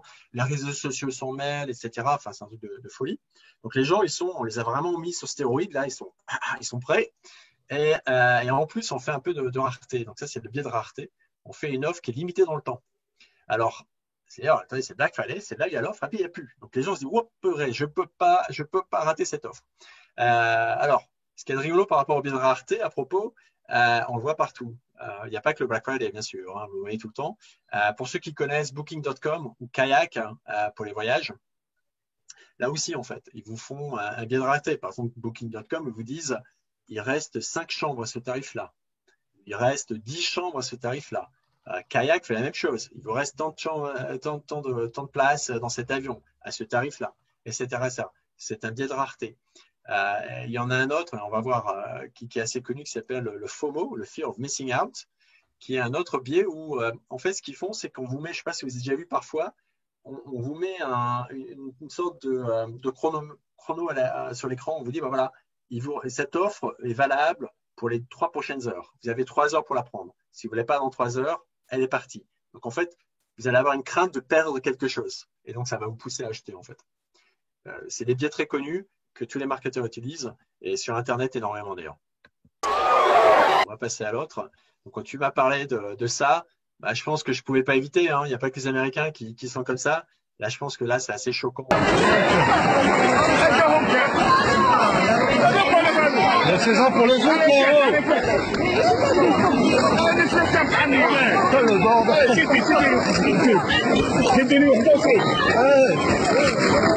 c'est un plan, non? Et voilà. Voilà, bon, on va arrêter là, mais voilà. Donc ça, c'est le coup classique. Je pense que vous en avez tous entendu parler en 2018 en France. Ça avait choqué beaucoup de personnes. Je crois que c'était Intermarché qui avait fait ça. Ils avaient proposé des Nutella de moins d'un kilo, à 950 grammes. Ils avaient passé le prix de 4,50 € à 1,41 €. Et on a eu des émeutes dans les Intermarchés. Alors, je comprends que les gens, voilà, ils font attention à ce qu'ils dépensent. Enfin, de là à se battre, je suis désolé, pour gagner 3,10 € sur un pot de Nutella, enfin, je sais pas, peut-être que les 3,10 €, ils pourraient, enfin, je sais pas, peut-être gagner, enfin, je sais pas, pourquoi acheter du Nutella? En plus, c'est peut-être pas très bon pour la santé, même si c'est un truc sympa. Enfin, bon, c'est ridicule, quoi. Et là, c'est le biais d'ancrage qui a été utilisé. Ce que j'aime bien dans ta vidéo, moi, c'est après avoir vu une vidéo qui se passe aux États-Unis, ça permet de montrer que voilà, les biais cognitifs, c'est universel. Ça n'arrive pas, ça arrive en Europe, ça arrive en Asie, en Afrique. Enfin, je veux dire, personne. C'est le cerveau humain de manière générale qui a une certaine manière de fonctionner. Et c'est d'ailleurs ce que prouvent les recherches qui ont été faites, c'est que voilà, ça n'est pas voilà. C'est un peu facile parfois, c'est tentant de dire oui, mais c'est les Américains. Non. Il n'y a pas que, quoi. D'ailleurs, on en a eu la preuve. Et là, en fait, c'est le biais d'ancrage qui a été utilisé. Hein. Alors, c'est pareil pour Zalando. Je ne sais pas si vous connaissez Zalando, mais Zalando, ils vous le font très, très souvent. Alors, je pense qu'en Suisse, il y a aussi un autre site, comment ça s'appelle, VP, je crois. Enfin, bref, un site un peu équivalent où on vous dit, bah voilà, ils vous font un biais d'ancrage, un prix d'ancrage. Donc là, dans le cas d'Intermarché, il vous dit, voilà, le prix était 4,50 €, je vous le fais à 1,41 €. Waouh, ça vaut le coup. Alors là, en l'occurrence, hélas pour Intermarché, là, il y avait de la perte. Mais Zalando vous font le même coup en disant, bah voilà, regardez, la paire de chaussures, là, normalement, elle est à 89,90 €. Je vous la fais à 69,95 €. Mais attention, ce n'est que pour une semaine. Et alors là, paf. Ouais. Alors, il y a quelqu'un qui parle de Coca hein, dans les commentaires. Oui, c'est aussi un site Coca avec des Q, hein, Q-O-Q-A, qui est un site très réputé en Suisse qui fait pas mal de grosses promos. En fait, là, de mon point de vue, ce qu'on met en évidence, ce n'est pas le problème des promotions. C'est très gentil une promotion. Parce qu'en général, si on est dans un pays de droit, il y a une vraie promotion. C'est-à-dire qu'on ne peut pas dire que le prix il était de 10 € s'il n'était pas de 10 € avant. Donc, on dit qu'il y avait un prix de 10 € avant, on passe à 4 €. Donc, il y a une vraie réduction. Juste, ce dont il faut prendre conscience, c'est qu'en fait, ça nous incite parfois à acheter des choses dont on n'avait pas forcément besoin. Voilà. C'est tout ce que je dirais. Je ne ferai pas de polémique ni de leçon parce que moi, je tombe dedans comme tout le monde. Hein. Quand on me dit le troisième le troisième est gratuit, si vous en prenez deux, bah ouais, je prends. Peut-être que c'est un autre biais, alors je ne sais pas, c'est notamment, vous pouvez le tester dans la prochaine fois que vous irez au Carrefour, mais je crois que c'est ça. Hein, ou à la Migros, hein, je traduis pour les Suisses. Par exemple, ma femme m'avait fait remarquer, nous on a bien acheté le fromage du Saint-Agur, hein, comme quoi le 250 grammes est plus cher à l'euro au kilo que le 125 grammes. En fait. Alors on va y venir. On va faire un petit test. Bah, justement, tu vas voir. On va faire un petit test marrant par rapport à ce que tu viens de dire. Alors l'effet d'ancrage, bon, j'ai passé un peu rapidement, mais on vous le fait aussi chez les vendeurs automobiles. Hein, c'est un grand classique. Hein. Surtout quand tu disais tout à l'heure, hein, DJ, dans la phase de négociation, en gros, faut pas. Enfin, on dit souvent, ne dites pas votre prix d'entrée parce que vous allez perdre. Et c'est vrai en fait, parce que vous allez donner vos cartes, vous montrez vos cartes. Et le vendeur sait déjà ce qu'il peut faire. Et là, vous avez aucune chance, en fait. Ils vont certainement gagner. Alors, on va passer à autre chose. On va faire un autre test, justement, parce qu'il n'y a pas que les biais d'ancrage. Alors, je suis désolé pour ce point rouge. Vraiment, je ne sais pas comment m'en débarrasser. Alors, on nous a proposé…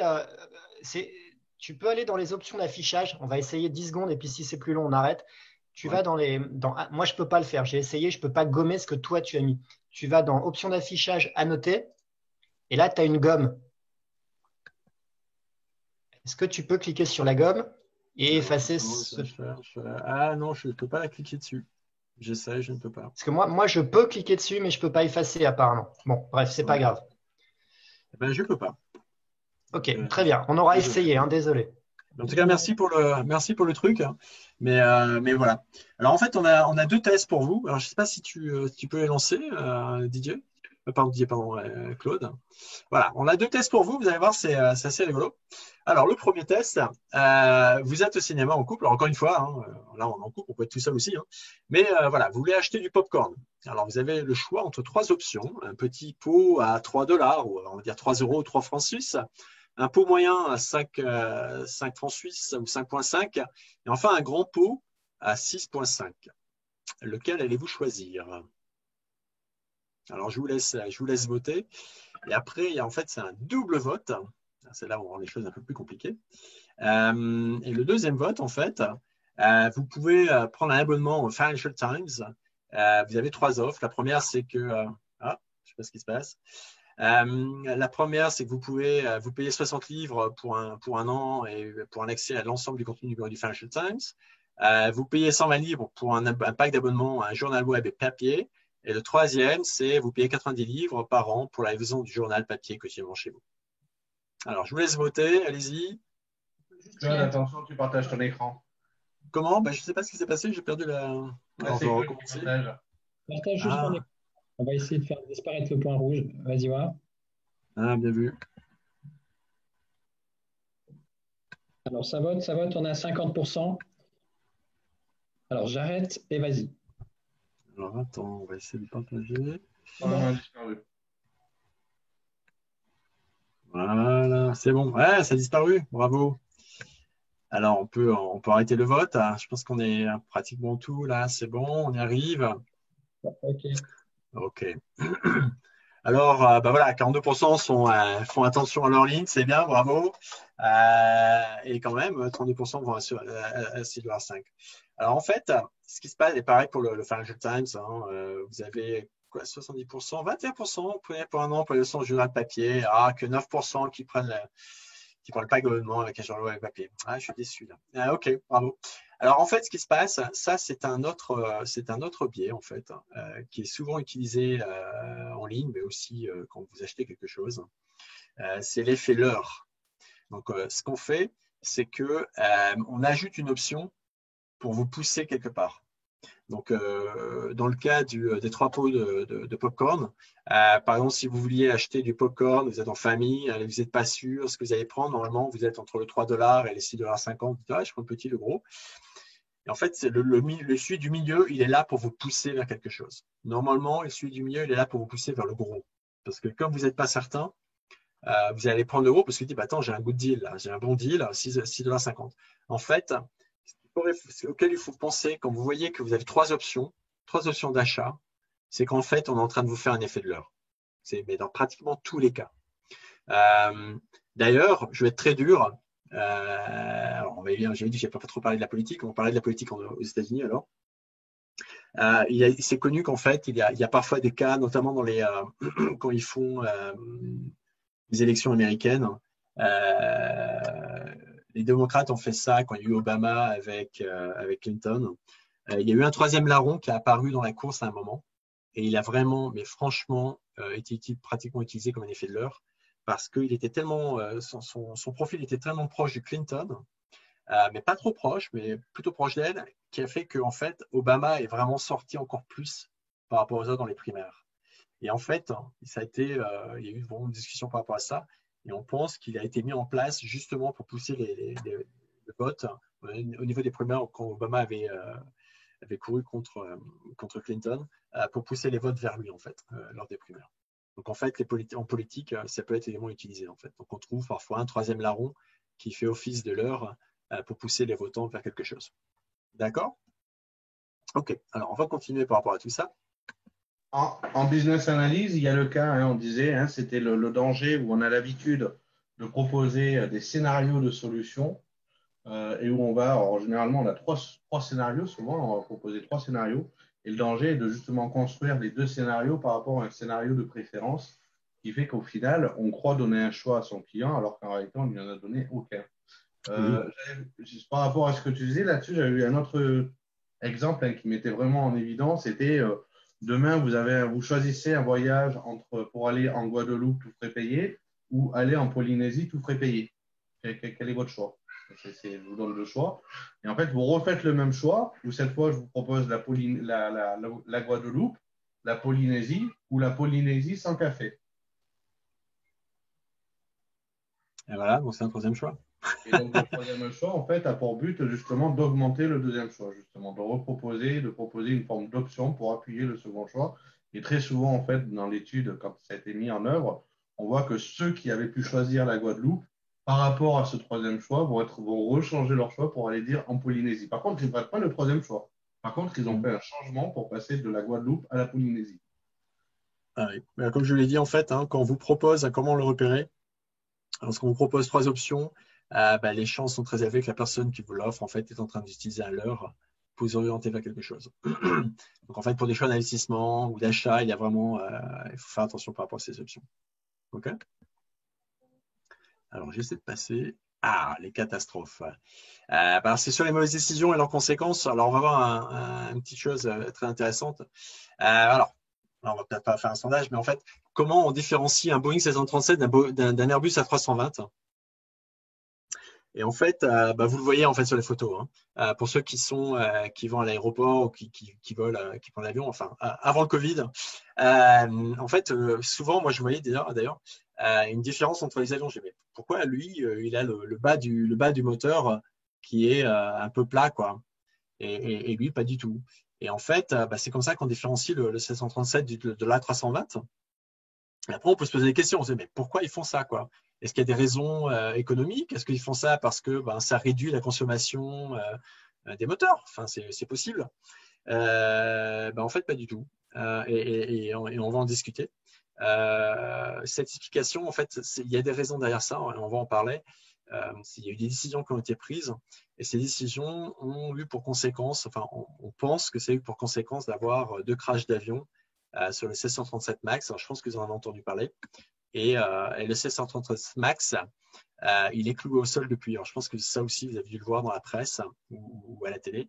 En fait, en mars 1919, les autorités dans le monde ont décidé d'arrêter de plus autoriser le vol du 737 MAX. Et en fait, ce qui s'est passé, il y a eu 2 avions qui sont tombés, un en Éthiopie et un aux Philippines, je crois, de mémoire.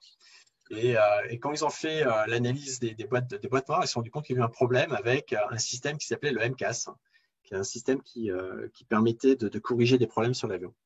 En fait, on peut se dire, mais pourquoi ils ont mis ce système sur le 737 MAX? Alors, il faut faire un peu d'histoire. C'est pour ça on va revenir d'ailleurs sur la petite photo des moteurs. En fait, le 737, c'est un avion qui a été conçu dans les années 50. Donc, c'est un très, très vieil avion. En tout cas, la plateforme en tant que telle, le design de l'avion est très vieux. Et ce qui s'est passé, c'est que d'année en année, ils ont fait une amélioration du design, un upgrade de l'avion, parce que les compagnies aériennes voulaient l'utiliser pour de plus grandes distances, et puis bien sûr avec un problème d'efficacité au niveau de la consommation d'essence. Et en fait, ce qui était intéressant par rapport à l'avion 737 à la base, c'est que c'était un avion super résistant qui pouvait se poser pratiquement partout, qui était bien aimé par les compagnies aériennes en Afrique parce qu'il avait une garde sol très basse. Et comme sa garde sol était très basse, l'avion permettait de mettre les bagages et de retirer les bagages sans trop d'équipement. Donc tout le monde adorait cet avion parce que c'était facile à exploiter. Vous n'avez pas besoin de plein de machines pour retirer les bagages parce qu'en fait, l'avion était tellement bas que quelqu'un pouvait aller chercher les bagages comme ça manuellement. Donc c'était un avion qui était sympa. Et ils ont gardé ce design, en fait. Ils ont gardé ces spécificités. Et ça explique pourquoi, en fait, au fur et à mesure des années, le moteur a été raboté, en fait, en bas. On a l'impression qu'il a été raboté. Alors, en fait, il n'a pas été raboté. Mais ce qui se passe, c'est qu'en fait, ils font ça pour que l'avion puisse se poser. En fait, comme le moteur grossit de plus en plus, il faut bien trouver un moyen pour que la garde sol reste la même, entre guillemets. Et donc, ils ont fait ça. Ils ont aussi bougé un peu la boîte de vitesse et d'autres choses. Et puis aussi, le câblage, il n'a pas trop changé dans l'avion. Et puis, au fur et à mesure, en fait, ils ont aussi avancé de plus en plus. Alors, on ne voit pas sur la photo, mais les moteurs, en fait, sont très en avant sur le 737, alors que sur la 320, les moteurs sont plus en arrière, pratiquement sous l'aile, mais pas du tout le cas pour le 737, encore une fois, pour un problème de garde-sol. Mais plus on change ces genres de choses, plus la tenue en vol de l'avion se détériore, en fait. Et à un point qu'avec les 737 MAX, ils ont été obligés de mettre en place des nouveaux systèmes, des choses en plus pour faire que l'avion puisse continuer à voler. Alors, je vous dis, ok, mais c'est quoi le problème en fait par rapport au biais cognitif? On va y venir. En fait, je viens de vous faire toute l'histoire. Ce qui s'est passé, c'est qu'en 2011, ils se sont vraiment posé la question, ils se disaient, ok, ça fait quand même plusieurs années là qu'on n'arrête pas de changer, de rajouter des choses à notre avion. Il faut quand même se poser la question si on ne devrait pas changer complètement de design, si on ne devrait pas complètement arrêter le C-137 tel qu'il est. Et on passe à un nouveau design pour vraiment concurrencer la 320 qui est quand même d'une génération plus récente. Est-ce qu'on fait un nouveau design? Ça va nous coûter plus cher, mais au moins on a une bonne base pour recommencer des choses ou on continue à améliorer, à moderniser l'avion. Alors, bien, quand vous avez la réponse, vous savez que c'est ce qu'ils ont choisi de faire, ils ont pris l'option 1. Et la question, c'est pourquoi ils ont fait ça. Alors, certains peuvent se dire, oui, il y a eu un problème, c'est un problème de coût. En fait, oui, mais pas que. Il y a un biais cognitif qui s'appelle le biais cognitif d'inertie, qui est lié au fait qu'on n'aime pas le changement. Et ça, c'est pour tout le monde. On déteste le changement. Surtout quand on est sur quelque chose qui marche bien. C'est-à-dire, on est sur un truc, ça marche, ça se vend. Pourquoi changer? On a eu un succès commercial à cet avion, continuons. Faisons une amélioration, il faut faire des choses, faire des choix techniques, ok, mais on continue. On préfère rester sur quelque chose qu'on connaît que sur quelque chose qu'on ne connaît pas. Et ça, c'est un biais cognitif assez connu, c'est le biais cognitif d'inertie. Et c'est ce qui leur est arrivé. Il y a aussi, d'ailleurs, on parlait tout à l'heure des coûts récupérables, on peut aussi en parler, parce qu'ils avaient tellement développé dans cet avion qu'il peut se dire, finalement, continuons, quoi, n'arrêtons pas. Donc ça, c'est un coup classique en informatique, d'ailleurs, pour vous en business analyse, mais vous voyez ça sur l'informatique. Il y a des sociétés qui utilisent de très vieux systèmes, et parfois on dit, mais attendez, votre système est en fin d'âge, il faut arrêter. Mais non, on ne veut pas changer, parce que on sait que c'est stable, c'est robuste, on continue, quoi. Même si on arrive vraiment à la fin de vie, on continue, on investit, ça lui coûte de plus en plus cher, mais on continue. C'est toute la stratégie de SAP, de construire autour d'un noyau de manière qui est entre guillemets obsolète, et de continuer à construire techniquement des briques derrière, et qui fait qu'on n'arrive plus, en fait, on est dans des solutions très instables aujourd'hui. SAP ne le reconnaîtra pas, hein, bien entendu, mais c'est ce qu'on a beaucoup dans les ERP, les vieux ERP qu'on a aujourd'hui, qu'on nous propose, hein, les grands JDE, les grands SAP, et qu'on ne voit pas dans les plus nouveaux, et notamment dans les outils open source tels que l'ERP Odoo, qui lui est assez plus récent et qui est nettement mieux. Ok. Et en fait, tu vois, tu en as un autre aussi qui est alors ça, c'est un autre biais, c'est le biais de confirmation. Alors ça, c'est mon biais préféré, moi. Tu vois, c'est celui que j'adore. Et d'ailleurs, je me force à lutter contre ça parce que moi aussi, je tombe dans celui-là assez souvent. Qui est en fait, ce qui se passe, c'est que quand on a des faits devant nous, donc là, on voit une série de faits, on va se concentrer sur une partie des faits qui confirment ce qu'on pense. Donc, dans le cas de Boeing, ce qui s'est passé, en fait, c'est quand ils ont lancé aux compagnies aériennes, alors je pense que vous savez que pour les avions, quand ils lancent un projet, ils testent le projet et ils ont des précommandes. Et d'ailleurs, ces précommandes financent en partie la mise en place d'un avion. Donc, en fait, ils ont testé l'idée avec les compagnies aériennes et le résultat a été fantastique. Les compagnies aériennes ont dit super, on est content, on avait peur que vous alliez changer. Non, c'est bien, continuer comme ça. Nous, on est content, c'est ce qu'il nous faut. On ne veut pas avoir à reformer nos pilotes sur une nouvelle technologie. Gardez ce truc, nos pilotes le connaissent, il n'y a pas trop de changements. Nous, ça nous plaît, allez-y. Et carnet de commande plein. Et les exécutifs de Boeing se sont dit super, on a fait un bon choix. Tout le monde veut cet avion, c'est génial, on continue. Et voilà, donc ça, c'est ce qu'on appelle un biais de confirmation, c'est-à-dire qu'en fait, vous voyez la zone rouge, bien en rouge au milieu, les exécutifs Volive, eux, il y a des choses qui confirmaient leur choix. Et en plus là, les clients confirment encore plus leur choix. Par contre, ils n'ont pas vu qu'il y avait d'autres phases qui se passaient, que l'avion devenait vraiment instable. Et honnêtement, je fais attention à ce que je dis, mais une solution technique qui complexifie encore plus ce que vous avez, vous devez vous poser des questions. Quand d'un coup, vous commencez à rajouter des choses qui deviennent très compliquées à gérer, il faut se dire, mais on n'est peut-être pas sur la bonne route là. Il y a un truc qui ne va pas, qui cloche. Voilà, ça c'est une vraie alerte. Moi, les biais de confirmation, ça m'arrive assez souvent. Et je me force en fait à discuter avec d'autres personnes. Moi, j'adore parler avec d'autres personnes. Et pourquoi je fais ça? C'est parce qu'en fait, je veux écouter l'histoire d'autres personnes, même si finalement, je suis pas, ça m'arrive souvent de ne pas être d'accord avec eux ou avec elles. Mais je le fais parce que ça peut m'apporter quelque chose et je les écoute en fait. J'essaie d'avoir une autre perspective par rapport à ce que je vois. Ça m'aide énormément. Oui, vas-y. Je peux me permettre d'illustrer le biais de confirmation par un autre exemple. Ça, c'est un biais qu'on trouve beaucoup dans le domaine de l'éducation. D'ailleurs, j'ai été agréablement surpris de voir qu'il y a des professeurs maintenant, des instituts qui sont formés à ça, au biais de confirmation. Typiquement, quand un prof va corriger la copie du premier de la classe, il va la regarder en diagonale en une fraction de seconde. Il va dire, mais de toute façon, il a fait tout juste, j'en suis sûr, comme d'habitude. Puis le dernier de la classe, le cancre, là, on va se dire, comme d'hab, il a dû me rendre un exercice faux, un raisonnement erroné, etc. Plein de fautes d'orthographe. Donc ça, c'est quelque chose qu'on retrouve beaucoup en effet dans le domaine de l'éducation et aussi en entreprise. Je ne sais pas si vous avez déjà pu observer combien il est difficile de sortir d'une case dans laquelle on vous a mis. Si on estime que vous êtes un dieu vivant, vous le serez a priori toute votre vie dans votre entreprise. Si on estime que vous n'êtes pas bon, même les faits, même les preuves, même les résultats vont être très, très difficiles à faire changer l'opinion qu'on a de vous. Voilà, donc là, on est vraiment dans le biais de confirmation avec ces exemples-là. Ouais, très bien.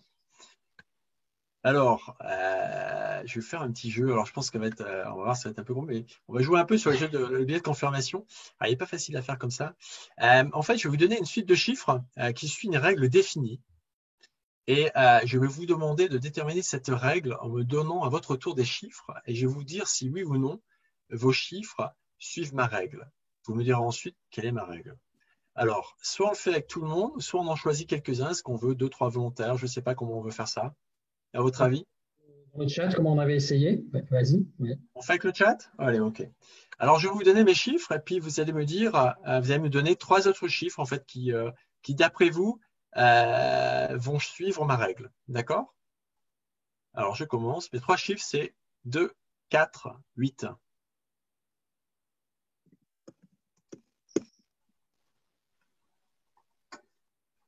Alors, moi, je ne vois pas ce qui s'affiche, hélas, donc je vais avoir besoin de vous, les jeunes. On va mettre 3 également. Hein. On en a donné. Alors, il y a un 16.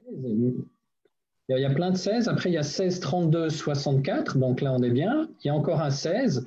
Il y a un 135. Il y a un 16. Il y a un 16. Beaucoup de 16. 16, 32, 64. 16, 32, 64. C'est parfait. En fait, c'est parce que j'ai mal expliqué ma règle. Alors, désolé, en fait, hein, je reviens là-dessus. Donc, je disais, en fait, vous allez me donner, voilà, je vous donne 3 chiffres. Et en fait, ce que j'aurais dû vous demander, en effet, c'est me donner une suite de chiffres qui suit ma règle. Donc, je vais vous demander en fait de me donner 3 chiffres qui vont suivre ma règle. D'accord? Donc, je recommence. Désolé, je n'ai pas été très clair. Voilà. Donc, je recommence. 2, 4, 8. Et là, vous me donnez 3 chiffres qui, de votre point de vue, suivent ma règle.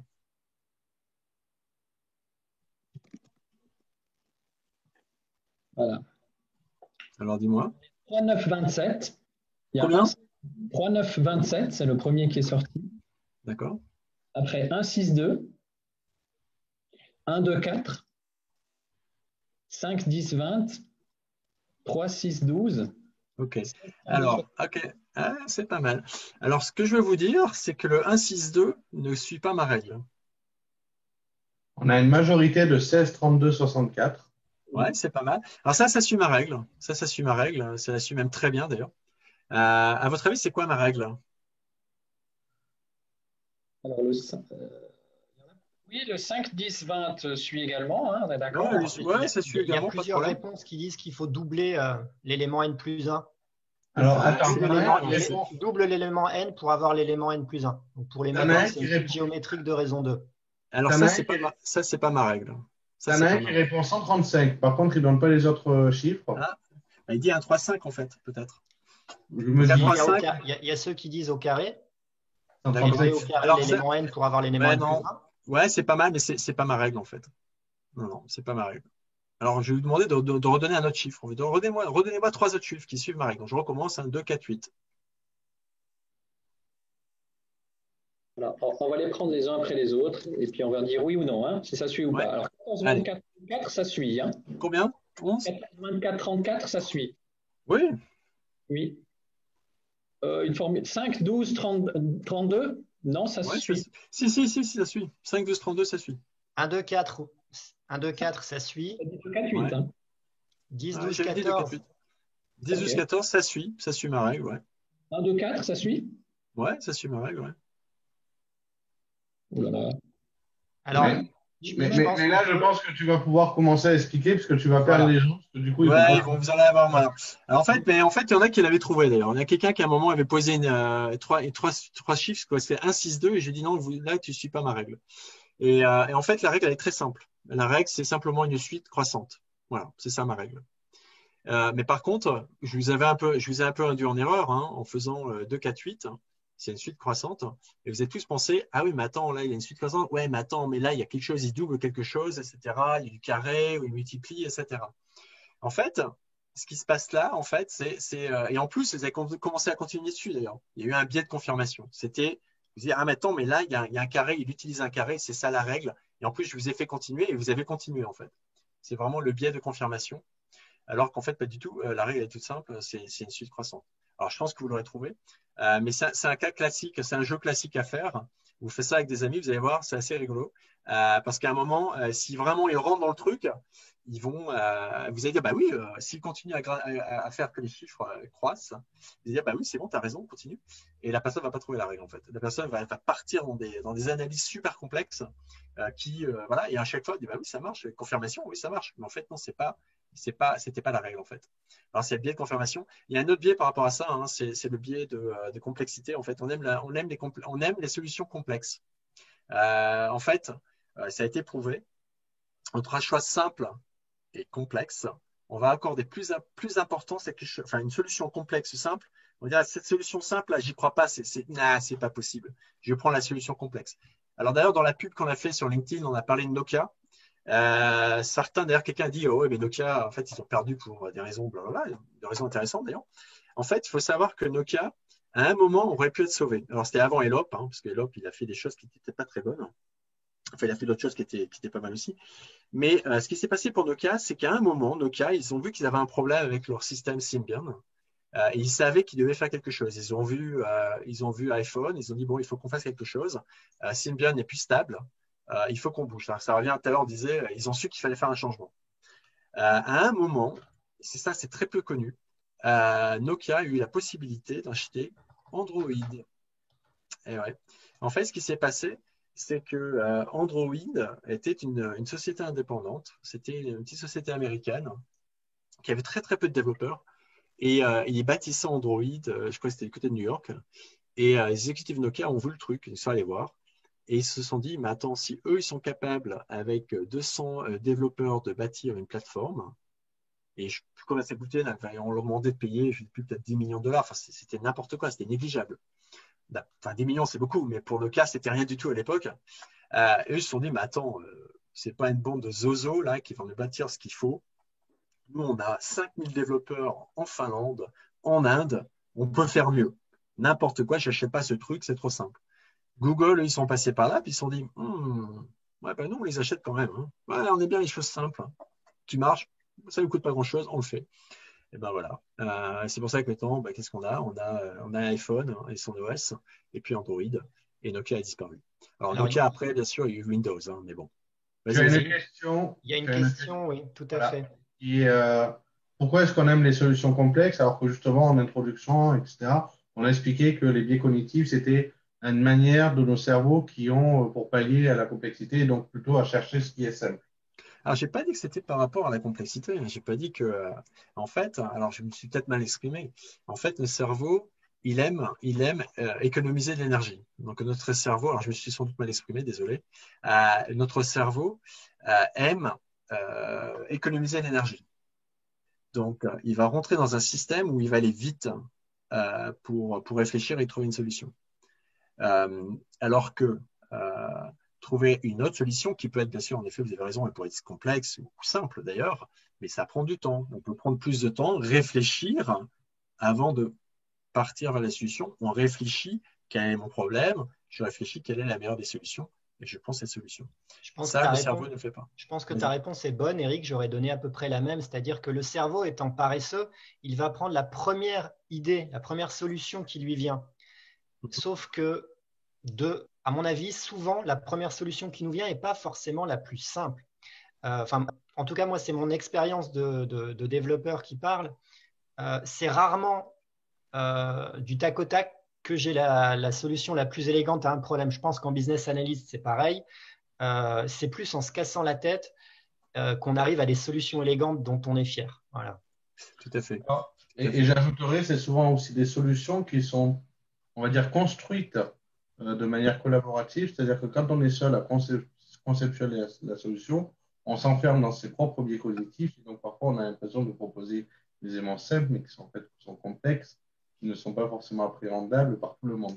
Il y avait une remarque aussi de Stéphanie qui était sympa, c'était, alors c'est de reformuler, hein, comme quoi on aime la complexité, ou on va choisir cette complexité pour avoir un sentiment d'avoir résolu un problème. Donc en fait, pour pas mal, pas mal.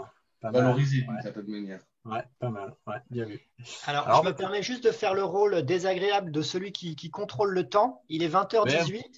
Alors Claude, je ne sais pas si c'est toi qui connais la suite. Je crois qu'il y avait normalement un espace de temps pour les questions ou des choses comme ça. En tout cas, Eric, si tu veux parler de ce qui te tient à cœur, c'est maintenant ou jamais. Et Mais tout à l'heure, on a eu Trump. Moi, l'histoire de Trump me tient beaucoup à cœur. Voilà. Alors, on va le faire rapide. Tu as bien vu. Donc, ces histoires de manipulation dont on parlait tout à l'heure, c'est quand tous les biais sont utilisés. Alors, c'est pour ça que j'ai pris ce slide, je le trouve fantastique avec toutes ces couleurs. Tout est mélangé, ça part dans tous les sens.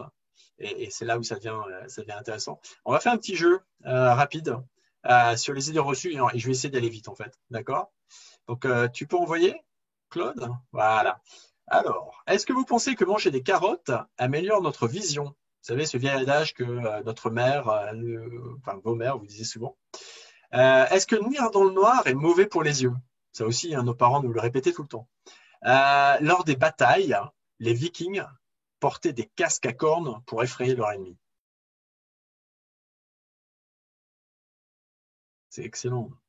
C'est excellent. C'est top. Allez-y, votez.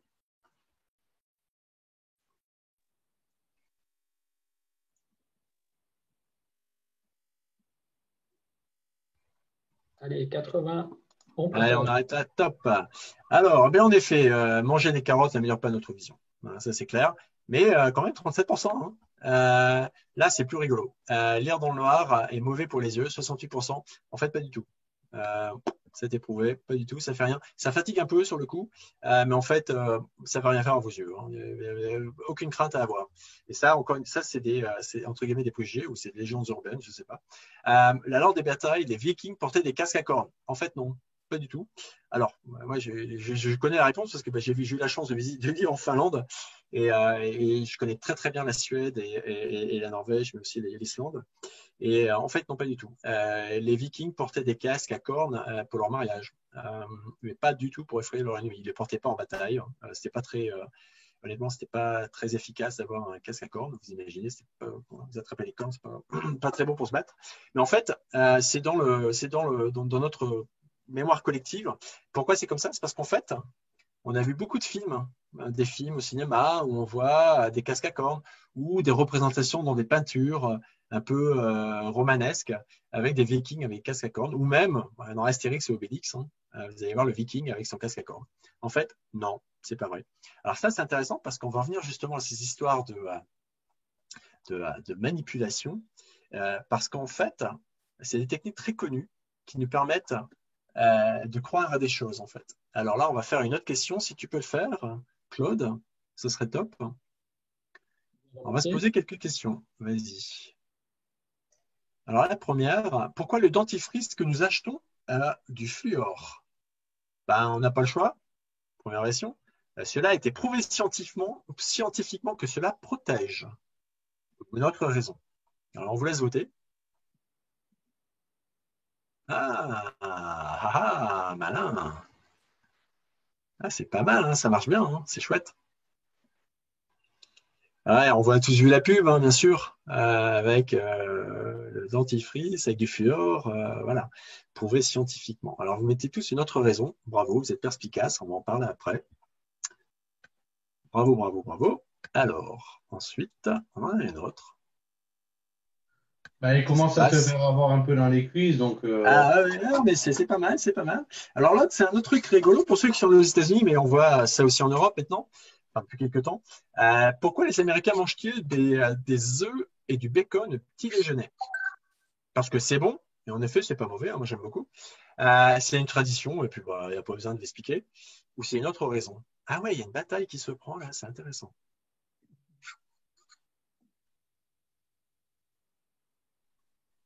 Parce que c'est bon. Mais vous n'avez pas goûté, c'est sympa pourtant, moi j'aime bien. Mais ouais, c'est quand même un peu lourd, hein, il faut reconnaître.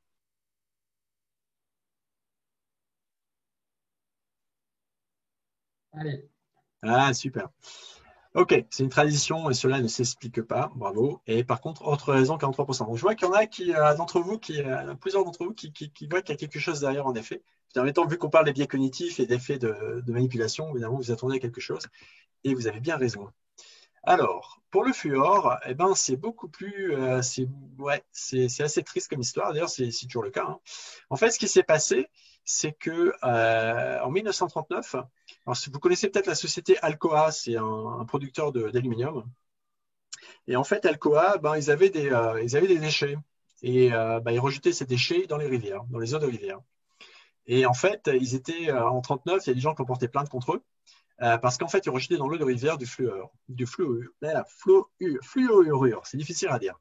Et en fait, afin d'éviter de gros problèmes, ils ont engagé un maître des relations publiques. On va en parler après de cette personne, c'est vraiment quelqu'un de très intéressant. Et ils l'ont engagé pour gérer ce problème. Ils disent, on a un problème, on va devoir payer des amendes, on a un problème. Et ils ont engagé quelqu'un pour convaincre les politiciens que le fluorure dans les réserves d'eau municipales serait bénéfique pour la santé bucco-dentaire du public. En fait, ils ne l'ont pas engagé pour faire ça. C'est lui qui a eu l'idée de faire ça. Donc lui, il est arrivé en disant, OK, vous avez ce problème, vous savez quoi? On va faire croire que le fluorure, ça améliore la santé bucco-dentaire. Pas mal, hein? Et c'est ce qu'il a fait. Il a engagé des médecins, il les a fait travailler dessus, enfin des experts.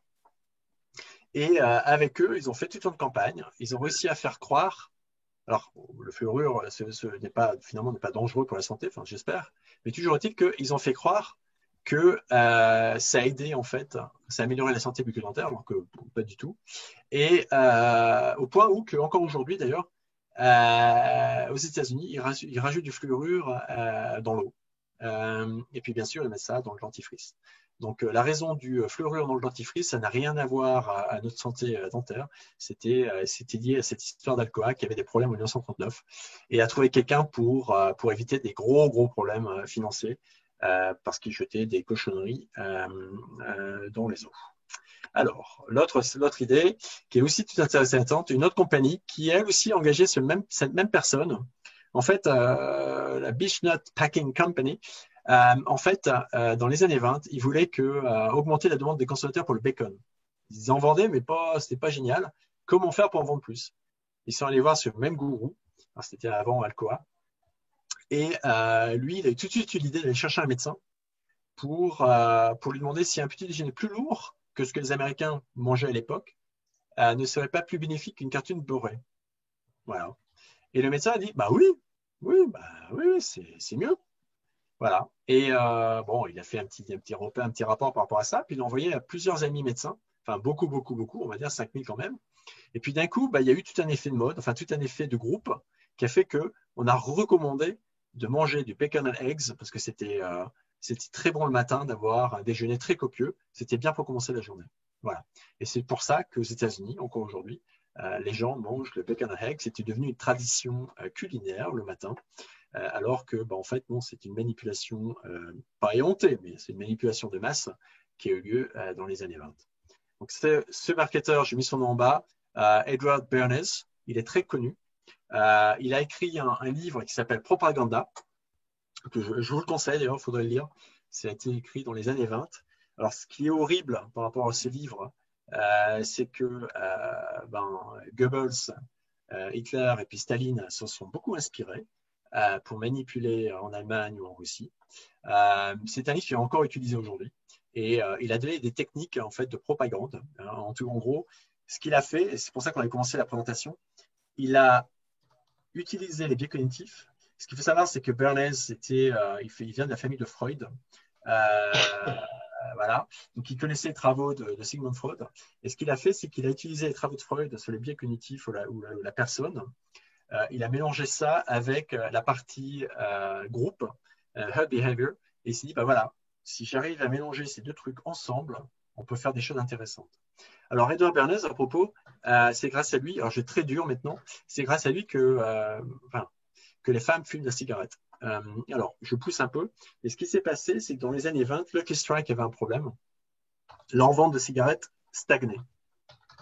Ils se sont dit, on a un peu de mal là. On vend aux hommes, mais les femmes, ils n'achètent pas. En fait, les femmes n'achetaient pas pour une bonne raison. Et ils sont allés voir ce monsieur, et lui, il a dit, moi, j'ai une idée.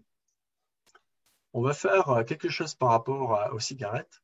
On va utiliser ça comme un mouvement de contestation, un mouvement pour la liberté de la femme, que la femme est l'égale de l'homme. Et donc, en fait, ce qu'il a fait, il a engagé des influenceuses à l'époque pour fumer des cigarettes en public dans la parade de New York pour Pâques. Et quand bien sûr, il a trouvé des journalistes pour aller interroger ces femmes, prendre des photos. Et quand on leur demandait mais pourquoi vous fumez une cigarette, c'est pour contester, c'est pour montrer que nous sommes l'égal de l'homme. L'homme fume la cigarette, nous aussi on peut fumer la cigarette. Pas mal. Hein. Et en faisant ça, il y a eu un effet boule de neige. Les femmes se sont dit, ben, nous aussi on va fumer de la cigarette, comme les hommes, parce que nous sommes les égal de l'homme, tout à fait d'ailleurs. Lui, il a utilisé ça afin de vendre plus de cigarettes. Il a même aussi d'ailleurs aidé Lucky Strike par rapport à l'image de Lucky Strike, parce qu'à l'école, la couleur de Lucky Strike était verte, c'était pas très sympa. Les femmes, il avait vu que les femmes n'aimaient pas le vert, et c'est pour ça que Lucky Strike a changé la couleur de ses paquets après. Et donc voilà, donc c'est l'histoire par rapport à la cigarette, ce qui est horrible. Il a fait d'autres choses, ce bonhomme. Hein. Il a fait entrer les États-Unis dans la guerre de 14-18. Vous connaissez tous l'histoire de la République bananière. On a tous entendu cette expression de la République bananière. En fait, c'est aussi lié à ce monsieur parce qu'il a aidé une compagnie américaine qui importait des bananes, je crois que c'était du Guatemala, de mémoire. Il y a eu un nouveau président qui est arrivé là-bas qui était un peu perturbant, qui perturbait un peu l'exportation de bananes vers les États-Unis. Et donc, il a été engagé pour trouver un moyen de mettre fin à ce bonhomme. Et donc, il a développé toute une technique de propagande pour que le peuple se soulève et renverse ce bonhomme. Voilà. Donc, ça marche. Il faut le savoir. Donc, pour revenir à Trump, alors, on va en parler maintenant, en fait. Hein. Les techniques, c'est très simple, en fait. Elles sont super simples. Il faut fabriquer des polémiques de toutes pièces. Et c'est ce que Trump fait, d'ailleurs. Il n'est pas le seul. Hein. Son coup de génie, c'est qu'en fait, il a compris qu'il y a un effet de vérité illusoire. C'est un autre biais d'ailleurs. C'est-à-dire que lorsqu'on entend la même information se répéter, encore et encore, même si elle est fausse, à un moment, on va commencer à la croire. Voilà. Donc, c'est des techniques de propagande qui sont très connues. Et c'est pour ça que Trump, il le fait tout le temps d'ailleurs. Il répète des choses qui sont fausses. Regarde, à la fin, il dit « J'ai gagné les élections ». Mais non, tu n'as pas gagné les élections. « J'ai gagné les élections ». Il n'a pas arrêté de le dire. Pourquoi il fait ça? Il fait ça pour que les gens se rappellent qu'il a gagné les élections. Même si ce n'est pas vrai, ce n'est pas grave. À la fin, il y aurait quand même 40 ou 45% de la population qui va le croire. Et ça a été très connu. Hein. C'est très triste. Alors, ils ont échangé sur des échanges. Hein. Par exemple, moi, pourquoi j'ai commencé à m'intéresser au biais cognitif et pourquoi j'ai aussi écrit des livres. Il y a un truc qui avait commencé franchement à m'énerver autour de 2013-2014, c'est que tout le monde me disait « Eric, c'est la révolution digitale ». Eric, les assureurs, mais ils n'ont pas compris, il faut innover. S'ils n'innovent pas, ils vont être perdus. Après, il y a eu l'intelligence artificielle. Je dis, mais ok, c'est l'évolution, c'est bien, mais pourquoi il y a tout ce brouhaha autour de ça, quoi? Mais partout, on était martelé de messages marketing, on lui disait, l'intelligence artificielle va révolutionner ce qui se passe dans les salles d'opération. Attends, le chirurgien va continuer à couper, hein, je veux dire, ça ne va pas changer grand-chose.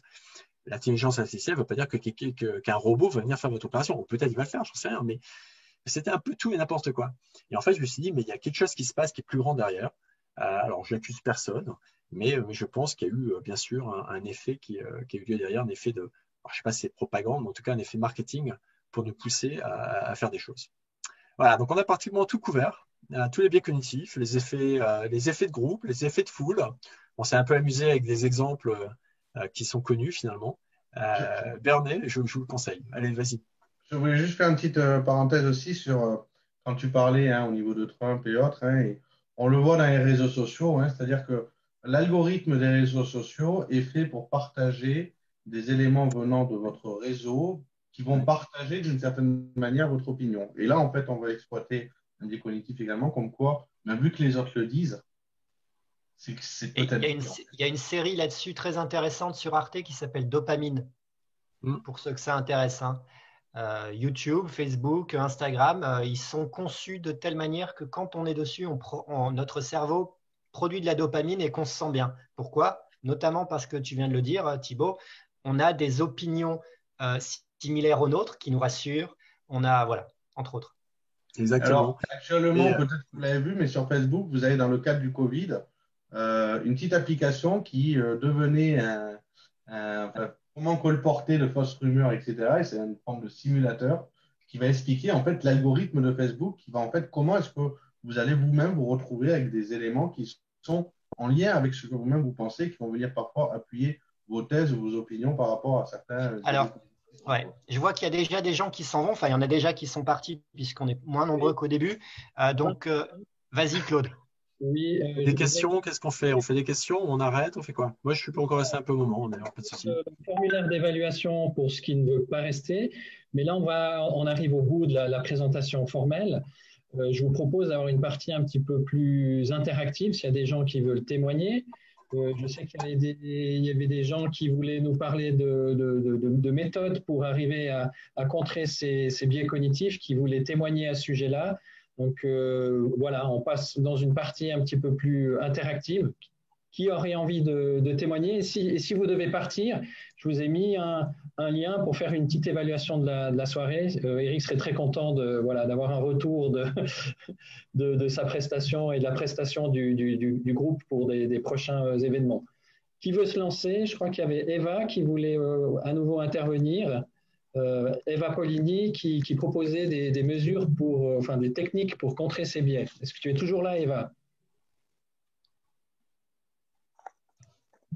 Ou quelqu'un d'autre? Eva, elle est là, oui.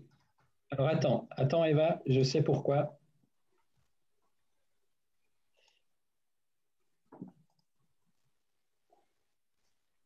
Voilà, vas-y Eva, tu peux répondre. Bon, je sais que je suis la femme parfaite, je ne peux pas parler. J'ai trouvé en développement personnel une méthode pour justement contrer le biais, notamment le biais de confirmation qui était intéressant. C'est un podcast de Brooke Castillo qui sépare en fait les faits, les pensées qu'on a par rapport aux faits, les émotions que génèrent ces pensées, les résultats et les actions qu'on a. Et en fait, le fait de séparer les faits et les pensées qu'on a était intéressant. Elle part du principe que les faits sont neutres, ne sont ni bien ni mauvais, et qu'on peut en penser ce qu'on en veut. Rien que le fait de répéter ce mantra-là fait que le biais de confirmation diminue énormément. Alors, il y a un autre, c'est très intéressant. Il y a aussi une autre technique qui est marrante d'ailleurs à propos, qui a été prouvée. En fait, il y a un lien entre, alors, certains philosophes disent que non, mais il y a un lien en fait physique entre nos sensations, entre notre cerveau et le physique. Si un jour vous prenez une décision et vous ne voulez pas revenir dessus, il y a une technique qui est connue, qui est de se laver les mains.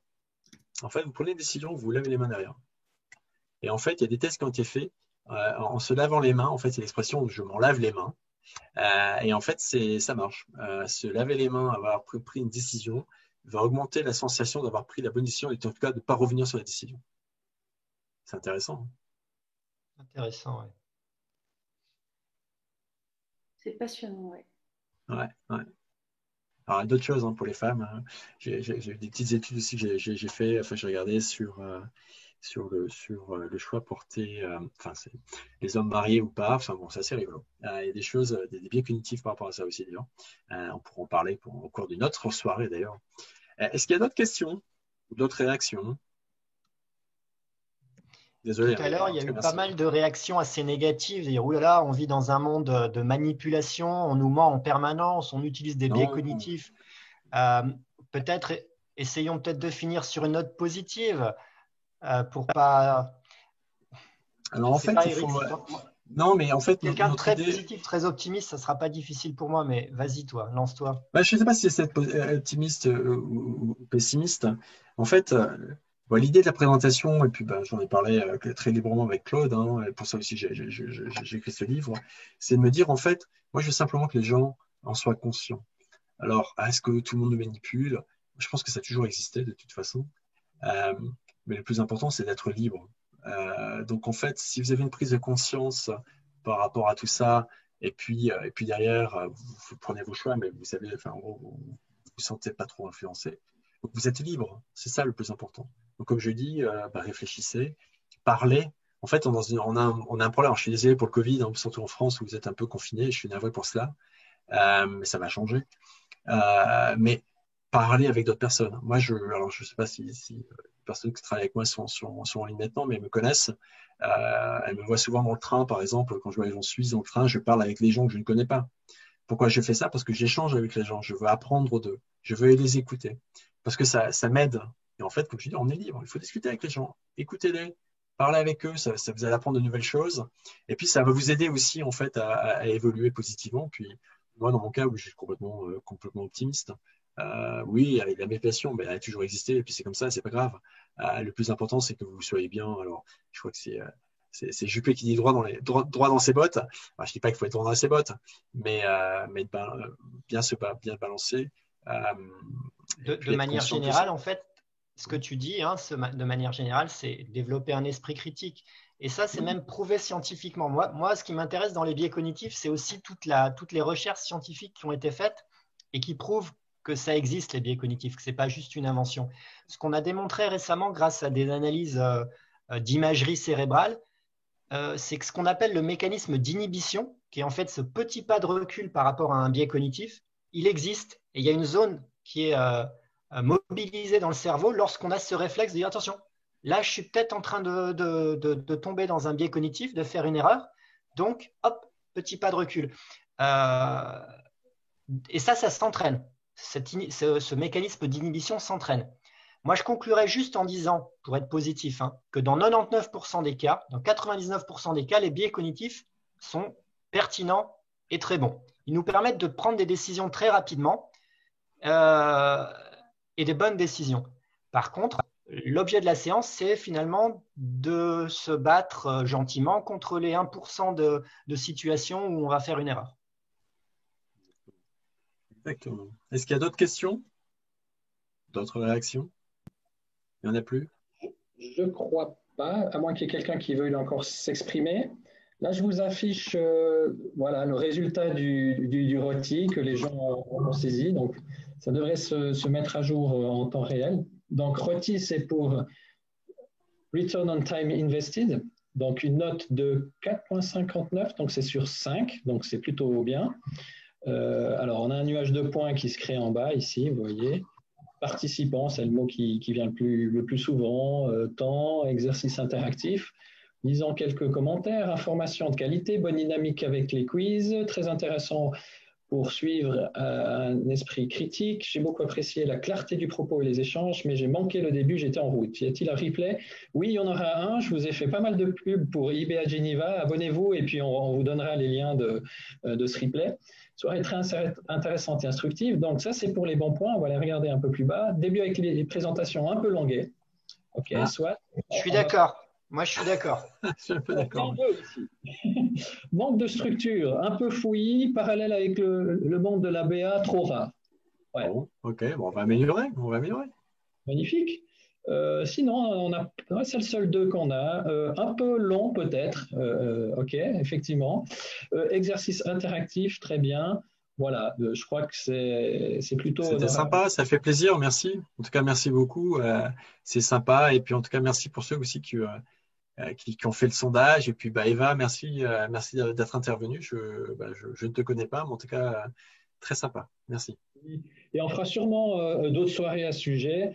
On verra bien, mais Didier, tu étais intéressé à peut-être donner une suite. Voilà, restez en contact avec nous. On va probablement le faire. Et puis, je vous donne rendez-vous donc à la prochaine soirée qui sera pour nous au mois de septembre. Avec Klaus Hirschmann, pour ce qui en manquait au début. On avait déjà fait une soirée, vous le trouvez sur YouTube, où vous avez la partie théorique. Là, ce sera une partie beaucoup plus pratique. En fait, la suite de ce qu'il a dit. Donc, il est capable de quantifier les projets pour prendre des décisions. Voilà, ça va être très, très intéressant. On vous donne rendez-vous, donc c'est le mercredi 21 octobre. C'est pas du tout ça. Non, le 10 décembre. Je crois que ce sera la soirée du mois de décembre commune IBA France. La prochaine Est-ce qu'on a le droit de venir si on n'a pas fait la première session? Bien sûr, puisqu'il y a le replay. Okay. Et puis, il y aura de toute façon une petite partie pratique au début pour faire un rappel pour que tout le monde soit au même niveau. Ah ben, sympa. Merci beaucoup. Dans nos prochaines soirées. Merci Eric, merci Didier, merci Thibaut. À tout bientôt. Au revoir. Merci à tous. Ciao. Bonne soirée. Merci, sympa. Ciao.